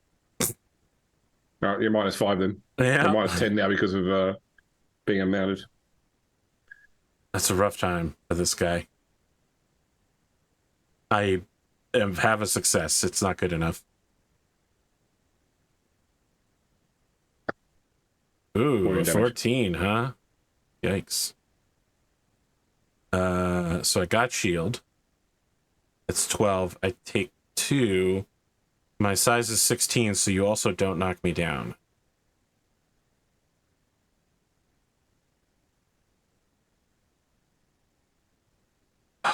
Free attack on Hebes before we rotate. Oh my god. Listen, I mean, you could have I'm looking at the overlay. All right, just give me a break. I'm looking at the overlay. Listen, I didn't cause him to die, except in anything but a technical way. You can take as many free attacks on Hebes as you want, my friend. Hundreds behind the scene when no one's looking. Wow. You know, if you weren't mounted, a 14 would have been a critical. How unfortunate. It is, in fact, a miss. Okay. Second round of combat. Each guardsman, each warrior is committing to the person that they've already hit, which leaves Kinnead and Kendric free to move about if they would like to. I thought I had a guy on me then. That's what I'm saying. You have a guy on you, but you're mounted and you haven't engaged him yet. You could just ride off if you wanted to. Yeah. Kendric's unmolested. Yeah, so I think Kendric is gonna is Earl Roderick still like, has he gotten out from underneath this horse? He is trying to work himself out, but he's not like saying, "Oh, help me!" You know, he's trying to pull him. He's a grown ass man. Kendric will ride to help Sir Gwgan, and like get a squire to help Roderick. Yeah. Sure, make that roll.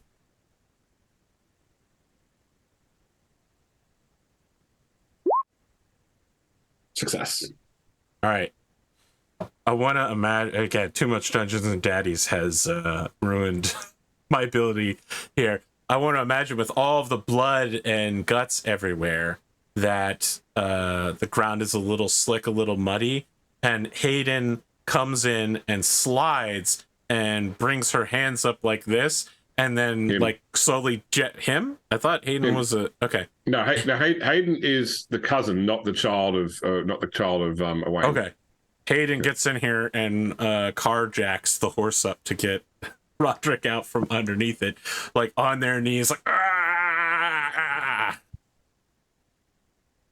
All right, the warrior who is facing EBs and Kendric is going to fight defensively and split evenly between the two, with a +10 to each. He was Kendric was helping Gwgan. Kendric and Gwgan are together. Yes, Kendric and Gwgan, right. He's splitting between the two of you. Okay. Yeah. So he splits his pool first, then he takes the -5 off each one, because we're both mounted. But he also gets a +10 for defensively on each one, right? That's right, Yes. Yes, so he has a +5 to each. Yep. Effectively. You all choose what order you'd like to fight this in. I'll go first. Okay. Okay. Quick. Well. Isn't that shitty news for me? Unless you crit too, which you could do. But I don't. Okay.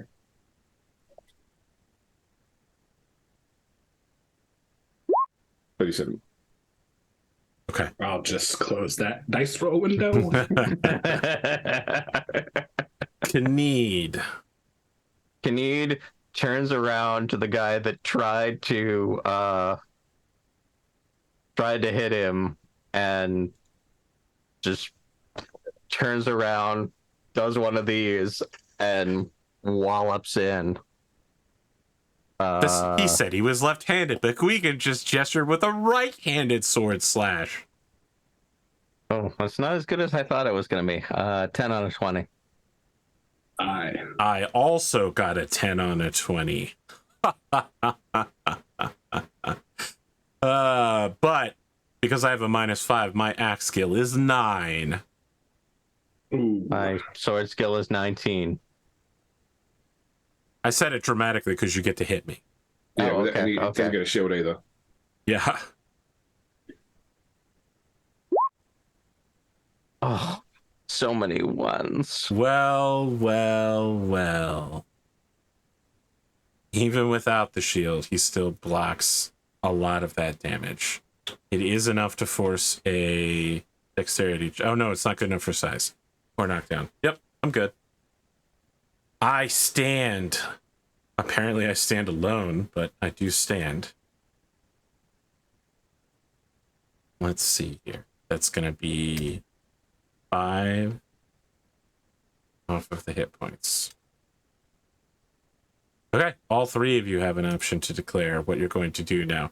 Roderick is pulling himself out from underneath the horse with Hayden picking him up. Is there just the one guy left? Yes, it's just one guy left between the 3 of you. Can he just points at him and says, "That bastard, that backstabbing bastard's mine." Okay. Kendrick will pull up on the reins and wait by Earl Roderick. All right, he says something Saxonish in the Saxon language. God, I can't buy a hit tonight. 16. What are you gonna do if successes. Kneed gets criticaled and dies here? Well, then. I need a Fortunately, 9. No, okay, it's a success, but it's only partial. Go ahead. 17. 6 more damage and a check for size dexterity roll. That's a success. Is he still? He's still standing. Scrapping? He spits out a little bit of blood. Gets behind his shield again. Oh, okay. I was just going to describe him for a minute, but all right. Kneed literally is just like, fuck it, I'm getting back in there. Strike hard, strike fast, no mercy. Yeah, well, 11 is a failure. 22. More like it. That's a better damage roll. There you Yes, go. it Yeah, lots is. of fives Much in there. better. 6, 5. You deal 11, which is enough for him to test on. He wouldn't have got his shield because he failed his roll. Oh, you're right. Sorry, I was thinking he had a 6 on the roll. Then he is definitely down. He goes down unconscious.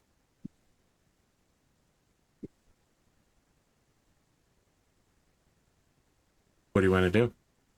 Khalid the Cruel dismounts and coup de grace. A lot of heads being cut off in this episode. Are you sure we're not playing in the time of Henry the 8th? 6th? 8th? I feel like it's 8th. Henry VIII is the one that take come the to head his off. wife. He's just going to slit his throat to make sure he doesn't get up. He dies gurgling in the mud. In the same way that Hebes did, but with more neck sinew involved. That was one of the most interesting things about visiting the Tower of London, was going to the room where like the wires were kept before they were executed, and they've carved graffiti into the stone windowsills, and like that's still there. Like it's they put glass over it now, but you can see like what Anne Boleyn and Catherine Stewart put in there on the stone. That's messed up. Yeah. Hey, listen, thank you for the raid, the lollygaggers, but I have terrible news. We're actually about to go on a 5-minute break after all of the murdering. And when we come back, it's going to just be more murdering. But thank you for stopping by at a pivotal moment. We'll be back in 5 minutes, friends. All right, friends, here's what you should know happened while you were gone. James turned to me and said, he was having a problem with something, and then Glimo and Spoon came back. So now I'm sitting here going, "Oh my god, what did he have a problem with?" I'm freaking out. It could be literally anything. He just said it out of nowhere with no prompt. It's Pendragon related, but it's not important. Okay. It was a conversation starter. Okay, so, yeah. I was just like, I'm in a mega panic right now. What could this conversation be about? One of 1,000 things. Hey, we're back. Your boys here are dying. Hebes is dead. Already. We're in the 6th hour of battle, and I'd like one of you to roll. I believe, James, you were the last to roll. I was last to roll. I think it's Glimo's turn. The last time he rolled, he died. So 2. That's a great roll, actually, for you guys. It's a Koro with a great spear and no armor. So no +5, -5. They're going to face you head on. And we are back to flash rounds rather than full battles. Yeah. You know, Khalid, I'll just face you first. How about that? Okay. I have a +5 for my impassionedness. You critical. Okay. Khalid is going to very quickly get a whole bunch of glory from this battle. Holy 36. shit, this fucking glory farmer. All right, you actually straight out kill him. He's dead. Gwgan, let's go. Let's go. I'm Peyton Benedict right now. Sorry. Oh, I'm lucky. Okay. All right, it's partial success for me. I could use my shield if I had one, which I don't. Which you don't. There's great spare two-handed weapons. He goes down. Not dead, but he is hit.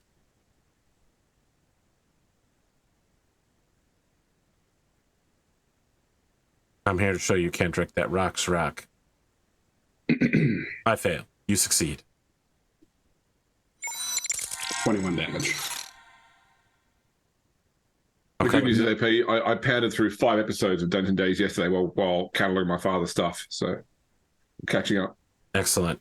I got onto season 2, and I like Beth May. I mean, I always liked Beth May. I just hated Ross. Scary is a much better character. All right. Another hour of unmerciful fighting. It is not just the cruelty of Khalid that echoes through these halls. It is a butchery here. Uther's knights are slaughtering the unmounted, unprepared Saxons who are hoping to use the press of their numbers and find themselves desperately outmaneuvered by 1,500 cavalrymen who are really pissed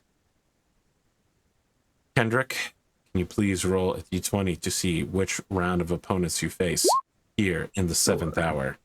As the sun begins to dip low, you find yourself facing a Thane of the Horsekinauts.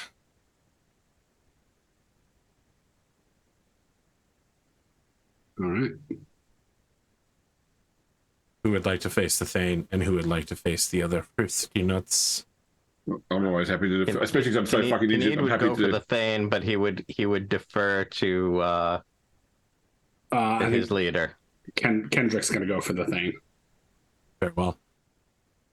You want to resolve that one first? Sure. Okay.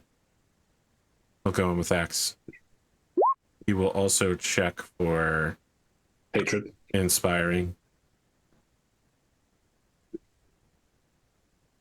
Well, he needs this to succeed now. It does. He is a +5 based on how good his skill is. So his skill is now 21 again. So on a 19, he will crit and match you. He's still taking the -5 though, right? So his impassion. You're correct. So the only way he crits is on a. Yeah. Not on a 10. Can't crit. Yeah. And on a 20. He succeeds but does not crit. Go ahead. Yeah. 44 points of damage. All right, so armor and shield is applicable here. He blocks 16 of that. That will still be enough to force both a major wound and a knockdown. Yeah, I was gonna say he probably actually doesn't die. He doesn't die, but yeah, but he's definitely unconscious. Sorry, that doesn't force it's more than double his knockdown. So he is knocked down. He is knocked with down. No test. And when you take a major wound, you still test something, right? So you have to test against your remaining hit points. So unless you're below your unconscious threshold, you test against your remaining hit points. If you succeed, you're conscious. If you fail, you're unconscious. So okay. What's 3 hit points. Okay, so he's unconscious. Let's do it. He's below his unconsciousness. There's no way he's above his unconscious threshold with only 3 hit points. Would you like to detach a squire to see if you can capture him? I would love to detach a squire to capture him. Is this Hayden again? Yeah, this is Hayden. Hayden is 20 years old. Yep. I'm gonna have to get rid of Hayden soon. Yeah, he's 1 year older than all the other squires. Yeah, he'll level out next year. He'll become a knight. All right, Horsekinauts versus Gwgan. All right. Like saying, can it roll today? Yeah, you can't roll today, but you have success, crit. What do you want from me, man? Yeah. A hit, but surely not a kill. Kneed. You all charge through another line. Oh my god. You calm down for a second. All right. Success partial on my part. Oh, my damage is crap. So many ones. You get fully deflected, actually. You don't deal any damage. But it's still a success, so good enough. As the sun begins setting, Uther rallies the troops around him, and wheeling away from the footmen who are slowly surrounding the remaining Saxons, he leads a massive... It cannot be called a V charge because there's no preparation for it, but the men of Britain ride into these remaining Saxons in a wall of horseflesh. Please roll a d20. Whoever's next. Okay, great. Because your rolls have been amazing. 2. Okay, well, great. I was really worried you'd get another round of Saxons, Berserker. Oh, boy. You're facing Corals again with Great Spears. Let's go, Kendric. You and me. Right here, right now. I'm looking for a crit. Looking to make it happen. No.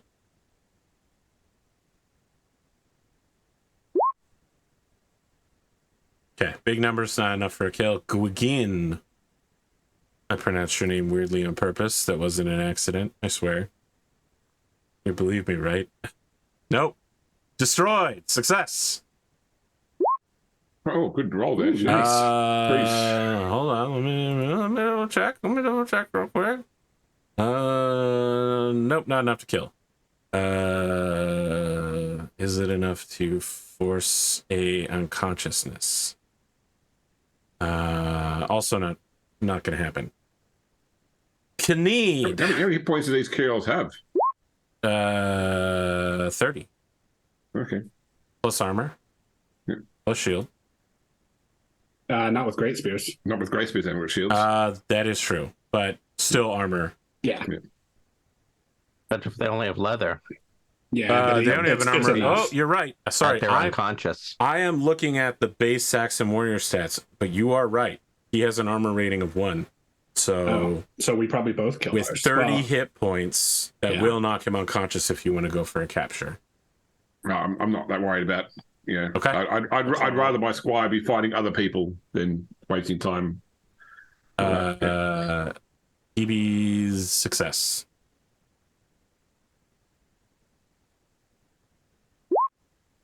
Any damage. Okay, same deal. All down the line. The day of the battle So of is that enough for unconscious? Yes. Would you like to try to capture? Yes. Okay. Success. Okay.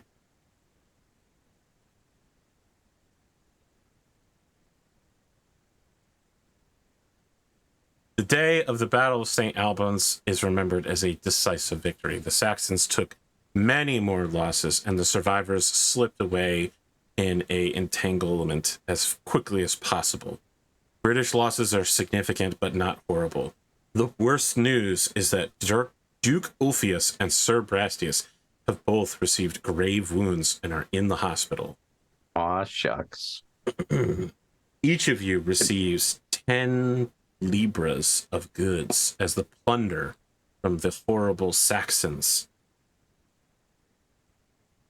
Talk amongst yourselves while I calculate your... Can I roll spy or Herawd's wife Oh my god.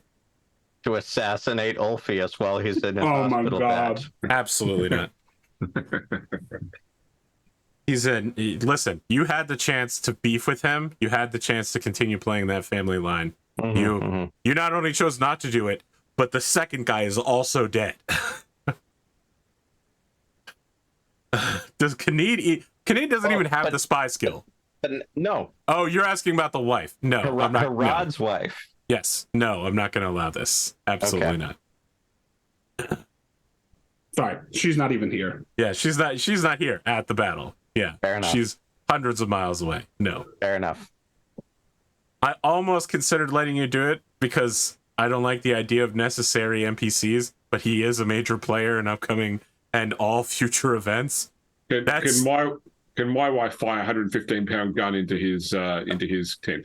Sorry, Abe, what? Why such a specific weight of gun? Because she's a battleship. Oh my god. Jesus, what a callback. I really hope you watch this whole episode contiguously, because if not, you might not understand what the fuck is going on.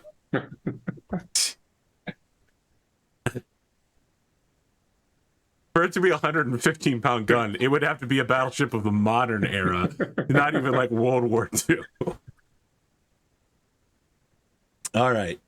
Talk amongst yourselves while I calculate your winnings in terms of glory. Sir Kneed, you fought valiantly on the battlefield. Once again, I thank you both.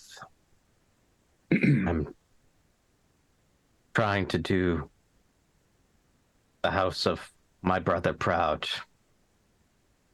You have He made me honored legitimate, Herawd's memory. and he didn't have to, and so I feel I must battle in his name and his honor. I feel terrible for PB's wife and family. I mean, they've lost. His wife lost her father and now her husband. when we return to Sarum, I'll invite her if she wishes to winter with my family, so that she's not alone this winter. He's about to put those venial indulgences to work, huh? It's terrible what You like that battle one, can huh? do to families. War takes its toll. And things outside war, sadly.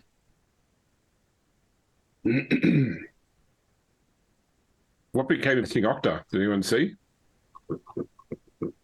I assume he fled with his army. Too good for him. Has anybody heard? Did Roderick suffer any wounds from his dismounting, or is he well? Gwent comes over and says, Roderick is well. Battered, bruised, cut, as any man would after a battle, but he is well. I come with news from the ransom broker. There is no one among the families who will pay for your quarrels, but the Thane will be ransomed back for 10 libra if you wish it. If not, he can work your fields, is what they say. I will ransom him back to his people. Okay. Kendric. Yes. This technically doesn't happen until the end of the year, but I want to make sure you get it down. You are awarded 540 glory for this battle, which is pretty considerable. Kinnead, you are also awarded 540 glory for this battle, despite the fact you didn't join until the third round. Gwgan, Yes. you are awarded 660 glory. This guy is over here like, I can't roll very well, pulling out multiple criticals. Speaking of roll, I better roll for aging. Ah, yes. Go ahead and critical fail on that real quick. 5 is going to be, that's a loss, because 6 is no loss. Look up. In the winner phase section. 5 is app. Here it's okay. There we go. Thank you. Well, sorry. Was that the roll for the number of things that you lose, or the which thing you lose? So it actually, for major wounds, it points you to the table for which one you lose, not how many you lose. That was what I thought, but yeah. So then it's appearance. Don't worry, we're just gonna relearn how to play the game every session. Yeah, because we'll only have one session every 2 months. You all find yourselves invited to a feast. The army and the population, what is left of them, are ecstatic. Cooks and servants prepare a huge feast at the castle in Saint-Albans. The nobles are invited to eat in the great hall, while the bulk of the army is to eat at makeshift tables spread in the bailey. Knights who were notably successful may be invited to eat in the hall. Gwgan, such an invitation is extended to you. I think that I'm 1 point away from unconsciousness. Like, I think that I'm spending my time being chirurgeoned. Yeah, because it took the major wound. Staying outside. Yeah. Sure. I understand.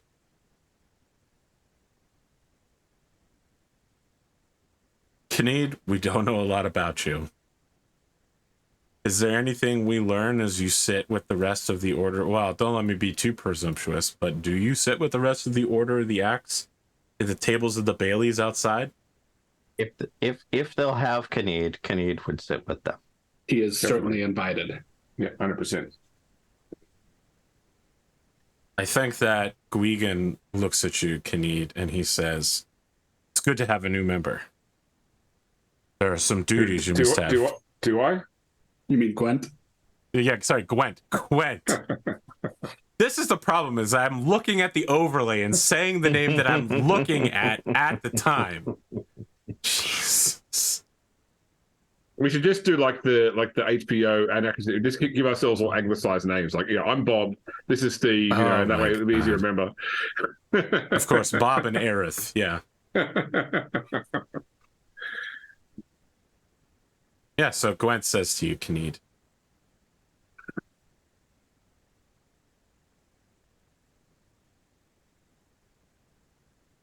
When is it? Indeed.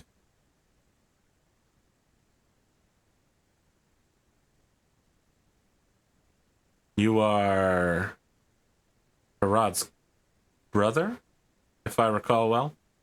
Half-brother, yes. Yeah. A man either is or is not a brother, I should think. I admire your progressiveness. Are not all knights brothers in arms? Gwent nods to that, and he goes like this as he's nodding. Family doesn't always feel so. Although Herawd was knightly enough to think so before he passed. You've acquitted yourself well in 2 battles, and you are the family of one of our progenitors. You know, you should always find family among us. Indeed. I appreciate that. These days, I only really feel at home on the battlefield. Hard to understand the machinations of the nobility after I was kept away from it for so long. You're the head of the house now, are you not?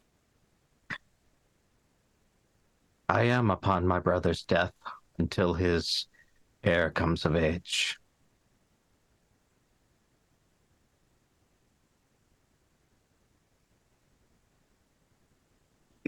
His widow is still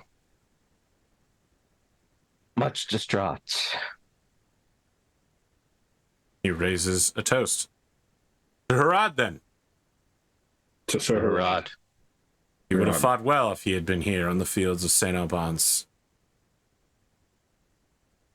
But come, it is good to mourn the dead, but it is better still to congratulate the victors. We have survived another battle. He's like looking at everybody, smiling. Absent friends. Phoebes might not have been of my blood, but he did serve my house for a long time. Come now, Canid the Cruel. Let us not bring down the mood. It is a victory. We should make merry. Perhaps you might fancy a game of cards.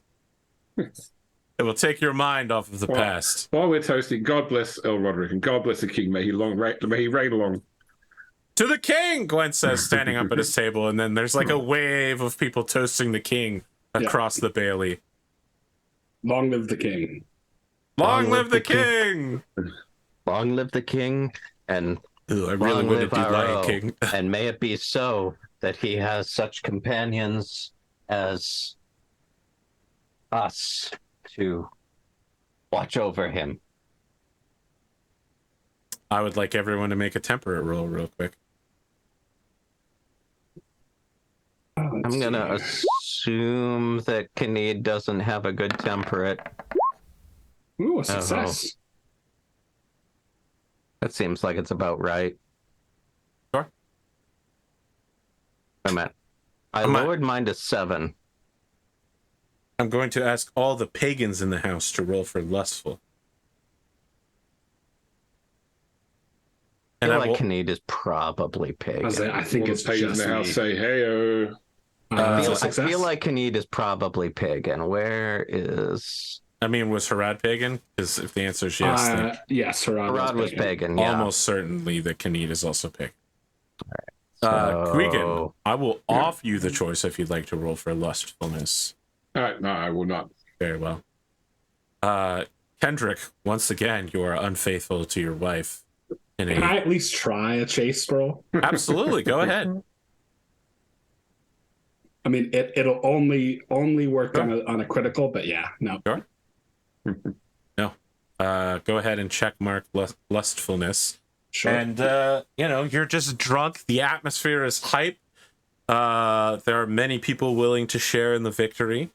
And you find yourself, maybe you don't even leave the table. Maybe you're just kissing this woman over your knee at the table. Very Game of Thronesian or barbarian savage. The mad Young wolf. So I had lowered my temperate to 7, and so I would have rolled a 7, so that would have been crit. Okay. Yeah, you get really fucking wasted then. Khaneed. Well, no, I guess that means that he doesn't drink. Oh, sorry, that means you actually don't drink at all. Yes, that's correct. You drink nothing at this particular location. How'd you do on your lustful? I succeeded on lustful. Would you like to try to roll chase to keep yourself from, Sure. I mean, Khaneed's not married. He is married, actually. Oh, is he? Okay. But I failed on my chase. You also... Listen, I might be being a bit too judgmental. Cheating on your wife in a Christian way is one thing, but for pagans, this is a little accepted. The two of you have found yourself a side hustle, I guess they'd say 20 years ago in America. I don't know what we call it now. Yeah, side hustle.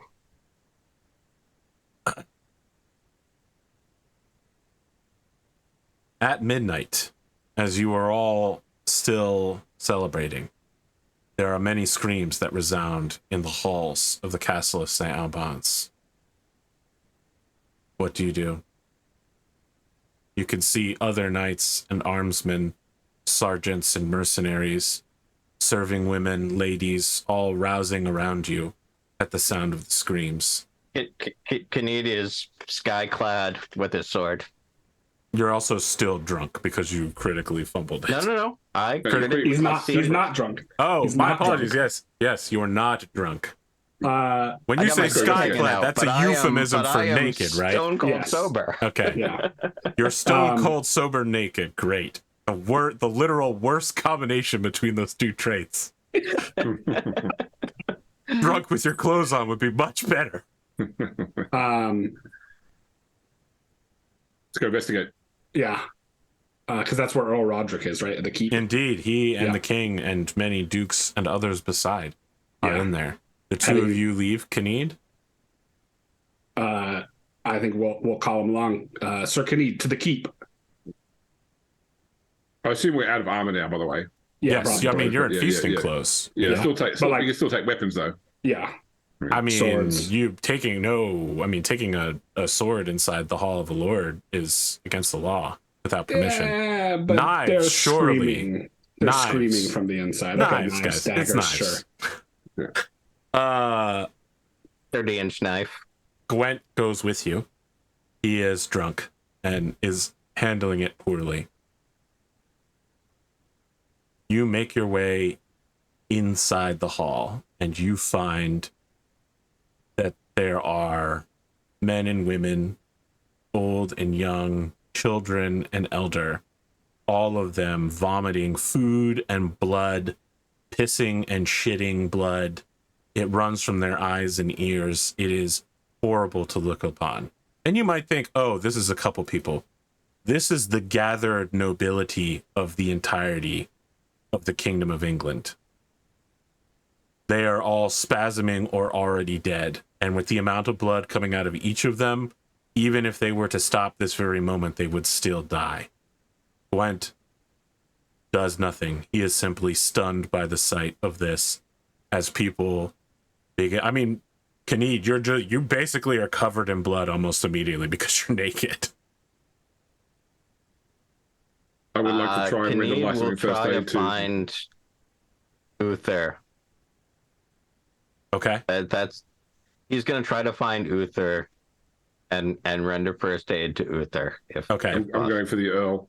Yeah, All right. same. I'm also going for Two Earl of you Roderick. head for the Earl. You make your way through. Where could he even be in this pile of dead bodies and the dying, the screaming? As you walk past, people beg you for aid. They grab at your clothing, blood running from their fingertips, their bodies slick and wet, simply going off of you. As they try to grab you and beg you for help, you walk past them, looking, flipping bodies over, searching for the Earl. It is a fruitless search. I was like, could I test courtesy to try and work out where he would have been seated? There were hundreds of people here. I mean, Hebes, it is not that hard to find Uther upon the High Lord's seat. He died doing what every king does when he dies, shitting himself one last time. Covered in blood, he is horrific to behold on the throne of his death.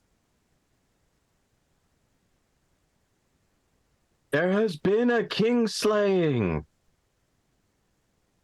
Your voice hardly rises above the moans and screams of the dying. Find who did this. Yeah, Find like who poisoned their food. Look for anybody else and start like other knights, people who are still active, and like sort of saying we need to seal the castle. We need to stop anybody from leaving. Okay. I would like a battle roll from you, Gwgan, to command those who are here. It is a battlefield, and it is panic, franticness, and chaos. You try to enforce any sort of order, and no one pays any attention to you. You are just one more voice in dozens shouting for aid, for assistance. I think Kendric turns and leaves the hall. He's going to the first aid tent, the chirurgeons. You go to the chirurgeon's tent. People are being brought in here. The healers are screaming that there is nothing that can be done. They are trying tinctures, ointments. They even call for a witch, if there be any among us, sorcerers. Everything that they have, from mushroom paste to boiled bandage, seems to do nothing to staunch these wounds. The blood must flow. I'm looking for Orpheus. Orpheus was not present at tonight's feast because he was gravely injured. Yeah, yes, he is here. He is sleeping, even despite all that has happened. You approach him, and he is in a corner alone, in like a privately sectioned off area. I will gently shake him awake. He awakens, and he hears what's going on. He says, "Kendric, what is happening? You are covered in blood." Everyone's dead. There was some sort of treachery. The king is dead. King is dead. The king is dead. And you can tell that you've almost sent this old man into a heart attack. And he goes, no one will accept King Lot as king of this land. Who is, he starts standing up, and he goes and he opens, and he just sees like people he knows barfing blood up all in the tent. He goes, everyone in the hall is like this? The entire high table in the keep. Everyone is dead. He turns towards you and he says, I must ride for Silchester now. If you are wise, you will find your companions and you will leave immediately. Ride for Sarum and Salisbury in your own lands. This many nobles dying, order is going to dissolve in this country. I cannot say for certain what will happen. As it results, banditry, Octa riding again. Perhaps in time, Salisbury and Silchester can come to some sort of agreement, but for now, I fear that this country is entering a time of every man for himself. Go, Kendric. Go now. Go quickly. And you can see him like hobbling, calling for someone to bring him a horse and finding no one. I will also, before I leave the chirurgeon's tent, go to Sir Brastius. Brastius is horribly wounded. He is awake, but not moving. He's just absorbing everything that happens on his sick bed. Have you heard? I have failed.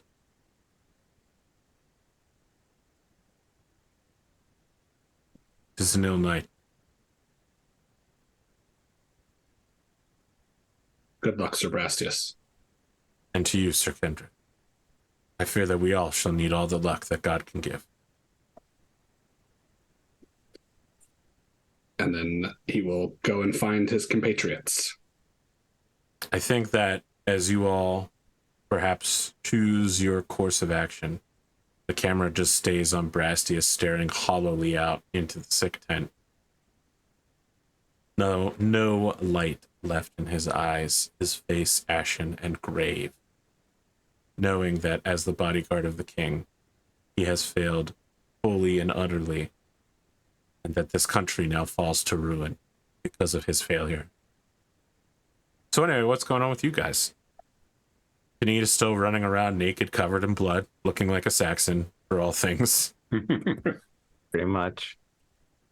Yeah, I think I probably had the same idea that Kendric did after Kendric. So the next place I'll be going will be to go check to make sure that Orpheus and Brastius haven't been targeted as well. Yeah, you come out. You come into the tent as Kendric is leaving. Gwgan. Yes. We need to find any remaining Salisbury knights who live and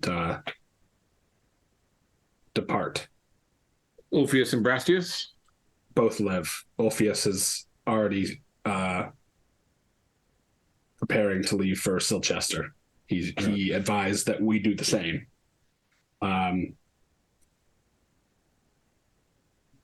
Someone comes running out of the castle. The queen is alive! Queen Igraine is alive. She's the only one left inside. The only one who is not affected. Oh, She lives. who has a more grain? I think I do. Sheesh. I do it for... Yeah, it's low. Mine's a 6. Do you want us to roll it or no? Listen, I'm not telling you what to do here. This is your choice. I'll just say, thank God. I already Bring made lives. you roll for lessful tonight. Yeah. No, I don't think he will. It's not high enough. But he also Not a good time to be horny, honestly. Well, it's a more like The less, chasteful love. Yeah. There be people puking blood out here, brother.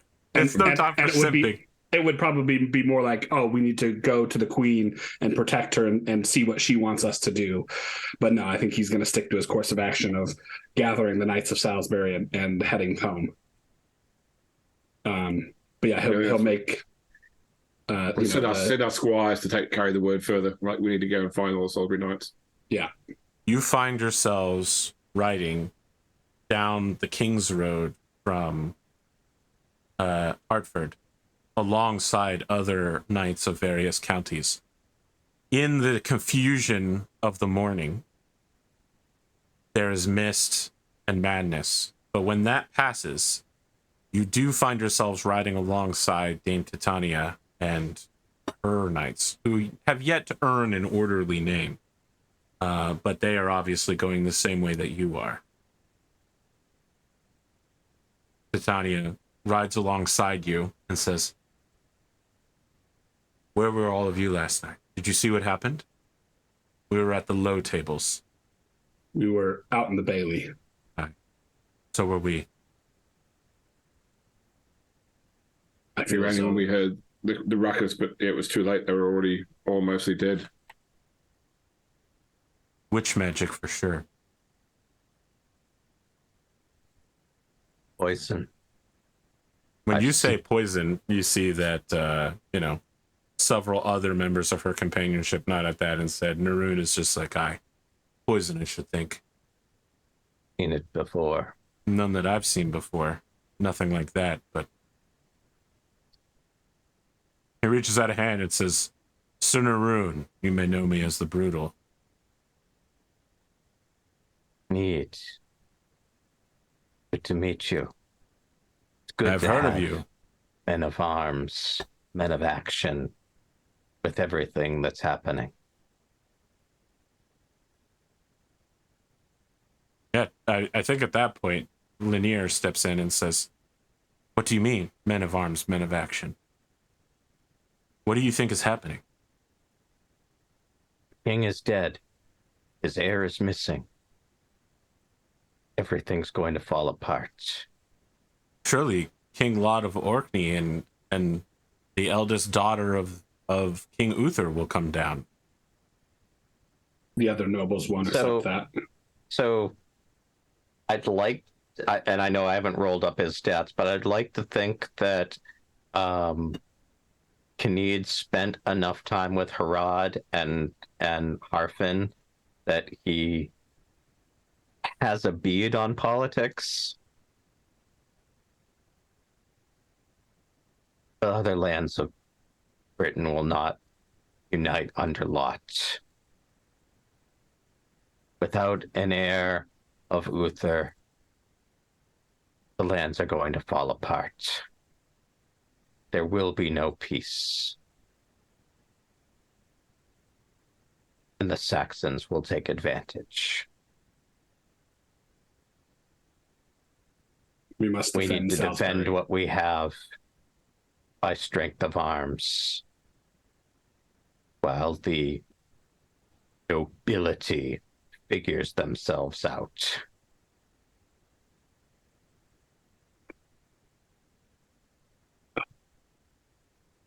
The nobility is dead, we need. Or Roderick is dead. There's always someone above us. But There's Duke Ulfius. it will take quite some time before they can agree as to who is the new leader.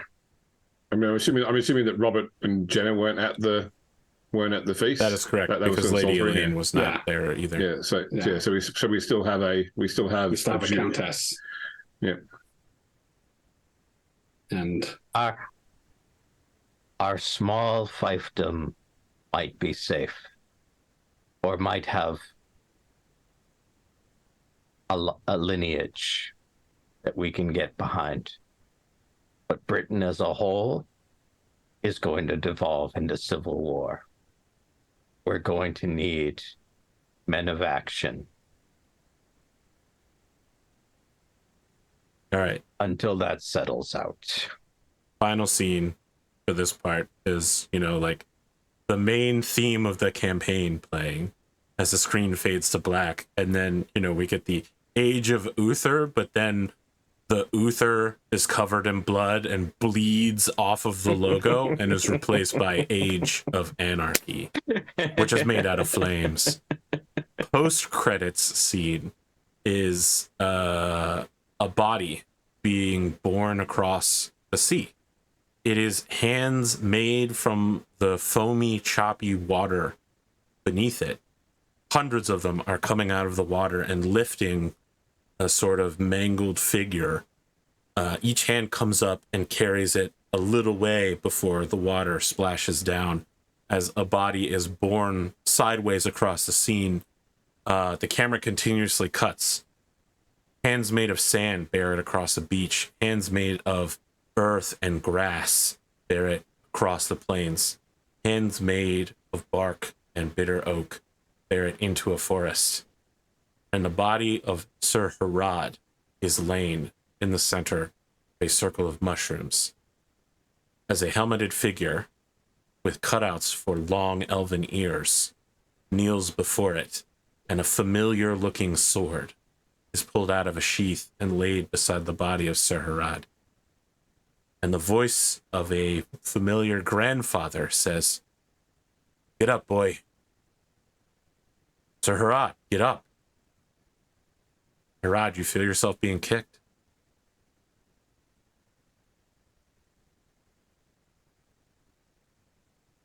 Ronnie, I feel like I slept for ages. You've been dead for a while. Well, I hear it happens to the best of us.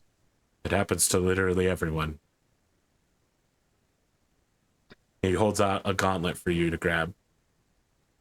What task do you have for me now, grandfather? The reverse side of the world. There's elf crimes about, and I need help. My curse will be born to you, but for now, two of us are partners in crime. Well, not like I'm doing anything anyway. All right. Better to be cursed than to be dead. When is our next episode? I can do 2 weeks from today. 2 weeks from today. So was that the 21st? The 14th. I don't think so. That's not how math 14th? works. Okay. It's not Okay, how I can do the traditional 14th if you mathematics. all can. Yeah, I can do the 14th. I'm good. Okay, let me get it on the schedule here. It'll suck for me a little bit, but I'll make it work. A 6 a.m. flight on the 15th. Oof. Oh my God. I Sleep on the says plane. the rest in peace, R.I.P.D. Elf crimes. My name is Michael Weston. I used to be a knight. Until I died. I used to be alive. Yeah, I used to be alive. Oh, man. Does everyone remember the show Forever Night? Yes. No. Oh well, It was a great vampire. It was a Canadian show. I mean, Yeah. it was like that was about a modern day vampire living in Toronto. Nick Becomes Knight, a cop. becomes a cop, undead cop. A pretty specific city to live in as a vampire. Toronto. Someone must have really just wanted the television film credit money. You got to film on location. Yeah. Yeah, Forever Night is a Canadian television series about Nick Knight, an 800-year-old vampire working as a police detective in modern-day Toronto. Racked with guilt from centuries of killing others, he seeks redemption by working as a homicide detective on the night shift. It was one of those so good it's bad. Or It so bad doesn't it's sound good. good. So bad it's good. Doesn't Yeah. sound good. So bad it's good. Next time around, we're going to deal with the funerals, the after effects. There is no Christmas court, and we will begin the Age of Anarchy. Christmas is cancelled this year. I will need, before the next episode, it's homework, doesn't need to be done immediately. I do need your full family trees. We'll be using a mechanic I've already very briefly introduced, which Gwgan has encountered, which is that the elders and highest ranking socially, which almost certainly means oldest members of your family, will form a council to which you will be answerable to. While your authority is technically unlimited, the fact of the matter is that your families are very important and require you to do things for them, or else. I will need a new character sheet before next session. That is true. Let's do that immediately while we do some outros from Glimo. Hey, I'm Glimo. I would love to say I'm going to do a bunch of stuff, but my next couple weeks are kind of a mess. But feel free to message me in AP's Discord. I share a lot of food stuff. I'm going to be doing some costume crafting stuff as soon as I get done with this month of a little bit of travel. So look for me on twitch.tv/Glimo, probably in the Halloween time frame, and we'll be starting to do that. Otherwise, there's a chance that we might be doing something else spooky to replace the spooky thing that got too spooky. It definitely was not because it was too spooky. I was trying to make it sound better. And yeah, that's me. Any of you guys want to do outros? BigSpoon. You can find me over on the Discord, where you can talk about this game and others. James? I'm GrimDarkJames. You can also find me on AP's Discord and on my own channel, GrimDark Podcast. Or I'm about to go and play Battletech with Omar Creek on his channel, which will be available on his YouTube channel. I think the video will be up at 9 p.m. 9 a.m. Pacific tomorrow to watch me take on the Torian Nationals. No, Nice. no, the Roxy Wolverines. What's your team? The Delivered Debutantes. Nice. What is Glimo holding up here? Some new scale mail. I got some scale mail that I'm working on that Interesting. might be part of some upcoming costume streams. Very nice. The Roman Empire would like to know your location. We'll be back tomorrow night for, surprisingly, more GFA. We are also just going for a full three-peat here, because not only do we have Blades of Honor and Pendragon, we may also have both of Endosteel tomorrow. So we're just all of a sudden you found yourself with a very busy weekend. Absolutely full housing my way through it. It should be noted, this is the part of the game that most campaigns stop at. They get to the infamous feast, which is what just happened, and lose their way, lose all of their steam. That's just how it goes. Yeah, okay, we'll see how that works. I bet you were also like, my character's gonna live a really long time too. This is the Crusader Kings portion of the game. This is what I've been looking forward to. Ah, of course, crusading and kinging, huh? Yes. Look, I'm gonna eat up the eastern side of Silchester. The eastern side of Silchester? Sorry, the western side of Silchester. I was gonna say, it's quite a commute between your two domains, but it can be done. You do have a priest to show your hereditary claims to this land, right? Yes, of course. Fabricated by the finest Catholics in the land. Indeed. Oh, that line will make no sense. The non-Crusader Kings. My wife's diplomacy is a 20. She's your priest now as well? Yeah, that's right, because they changed it from Chancellor to the priest is the one who fabricates claims. That's okay. You're pagan, so your wife could be the priest for all I care. Yeah. Who's gonna bang your lord's wife? Jesus, Tice making a new fucking a new British only Pornhub category. Who's banging your lord? Widows only. Oh man. It shouldn't be that funny. Any closing thoughts for this episode? It's good to be back. It's good to make it through a battle unscathed. That's highly questionable. I mean, I was fine.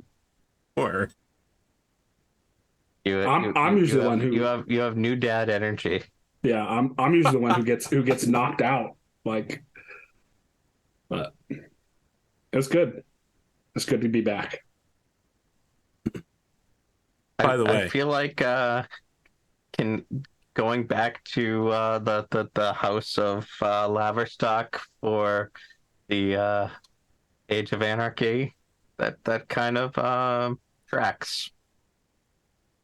I like how you thought you were going to die in the feast and didn't realize you were going to be brutally fucking decapitated during the battle. Immediately. Second round. You're like, based on the spoilers. At least I charged in and got critted. At least it was your own enemy roll that got you there. Fair. Brutal. Yeah, it I forget sometimes how brutal the this system and all of the systems that are based on this are, because like you can be fine, one shot dead. And the interesting part is you're still not fighting knights who are really the real terrors of the battlefield. Yeah. It's fighting other knights who are impassioned. Yeah. Well, and I like there's a point where a knight becomes impassioned and I think has like either like a 40 skill. It's Lancelot. Well, it's fucking high. It's Lancelot. Yeah. Because they're like he fights 4 opponents with a 20 skill each and crits all of them. like he's had 30 hit points. Like that's not. Yeah, he was not a slouch. That's not a unreasonable amount. Like that's actually pretty damn tough. Yeah. Fucking one shot dead. Yeah. Well, it's the great weapon crit that is right. Oh, so for that character sheet. If you haven't figured it out yet, Glimo, I think you have to hit that the cogwheel twice, and it should lock into place that it's a knight character sheet. Thank you. I didn't remember that I needed to hit it twice. I hit it once. I was like, "This isn't. What am I doing wrong?" Thank you. I'm just glad that I mean it wouldn't matter at this point anyway because he'd build the castle because the king is dead. But I'm just glad that Kendric got his permission to build this castle last year. Interesting. A good time. Yeah. There's going to be a long time before there's a earl in the house again. Yeah. An earl in the House of Roderick. There already is. Robert now. He's just young. I mean, he's 3 years old, and he's got a regent. He's like Denethor, not the real king of Gondor. Yeah. Ellen, not the real Earl of Salisbury. Well, I mean, Elaine is the real Countess of Salisbury, but not through inheritance. Like, she has no legitimate claim to it beyond marriage, which doesn't make her the power. Well, actually, isn't it? I mean, she's the actual. No, she's from Silchester. That's why. Yeah, Sir Blaine's. Okay. Yeah. I'm sorry. I thought Earl Roderick got the county. No. Blaine's wanted to hit that, if you'll remember. Yeah. Well, wasn't it Ulfius was rejected for her originally? No, Blaine's. It's Blaine's. Okay. Also, there's a whole alternative storyline if you play with the expanded Uther book. Like, Brastius works for Gorlo, and the thing with Blaine's is all different, and you've got the whole marriage of Earl Roderick scenario. Yeah, it's very different. All right, friends, we're gonna just become the new Earl and marry the widow, Tice says.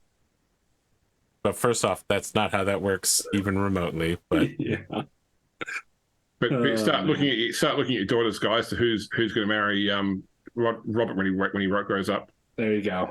You think any of you? None of you are even barons or knight bannerets. Come on now. Not right now. Not right now, but we will be soon. Look, if I know anything about Crusader Kings 3, he's 3 years old. You got to lock that marriage in right now. I'm gonna hit some of you up behind the scenes on the Discord to figure out how I handled Knead's character creation. Sure. Okay. I think I still have. So he's the illegitimate son of Guy, and I think I still have Guy's history. Yeah. Sure. Glory numbers that we rolled way back when. So I mean, he also just got a fuck ton of glory, and you should also account for the glory he received previously, which is probably several hundred. You know, why I'm going to hit us up. We'll do some spreadsheet. But isn't Herawd coming back as an undead knight? Yeah. No, Herawd is coming back. He's becoming an elf. Oh. Just like his grandfather. The curse passes every 2 generations. I legitimately was like, oh shit, is Herawd actually coming back? And then you were fucking like partners in crime. And I was like, oh no, he's just memeing. He's not coming back to life. I'm not memeing. This is a real storyline that I'm having happen. Sure. I knew that when Herawd died, when you were like, his grandfather disappeared, I was like, yep, it's fairy magic. His grandfather is cursed, and when Herawd dies, he's going to come back as an elf too, and it's going to take him decades in order to transition. And when you met with, the grandfather, you might have noticed he was a little weird. So if you see Herawd in the future on the reverse side of the world, he may be equally befuddled. But yes, he's going to live a very long unlife from here on out. As an elf. Just like McCoy Polly. Okay, all right. We're done now. I'm hitting stop streaming. Have a good time zone, folks at home.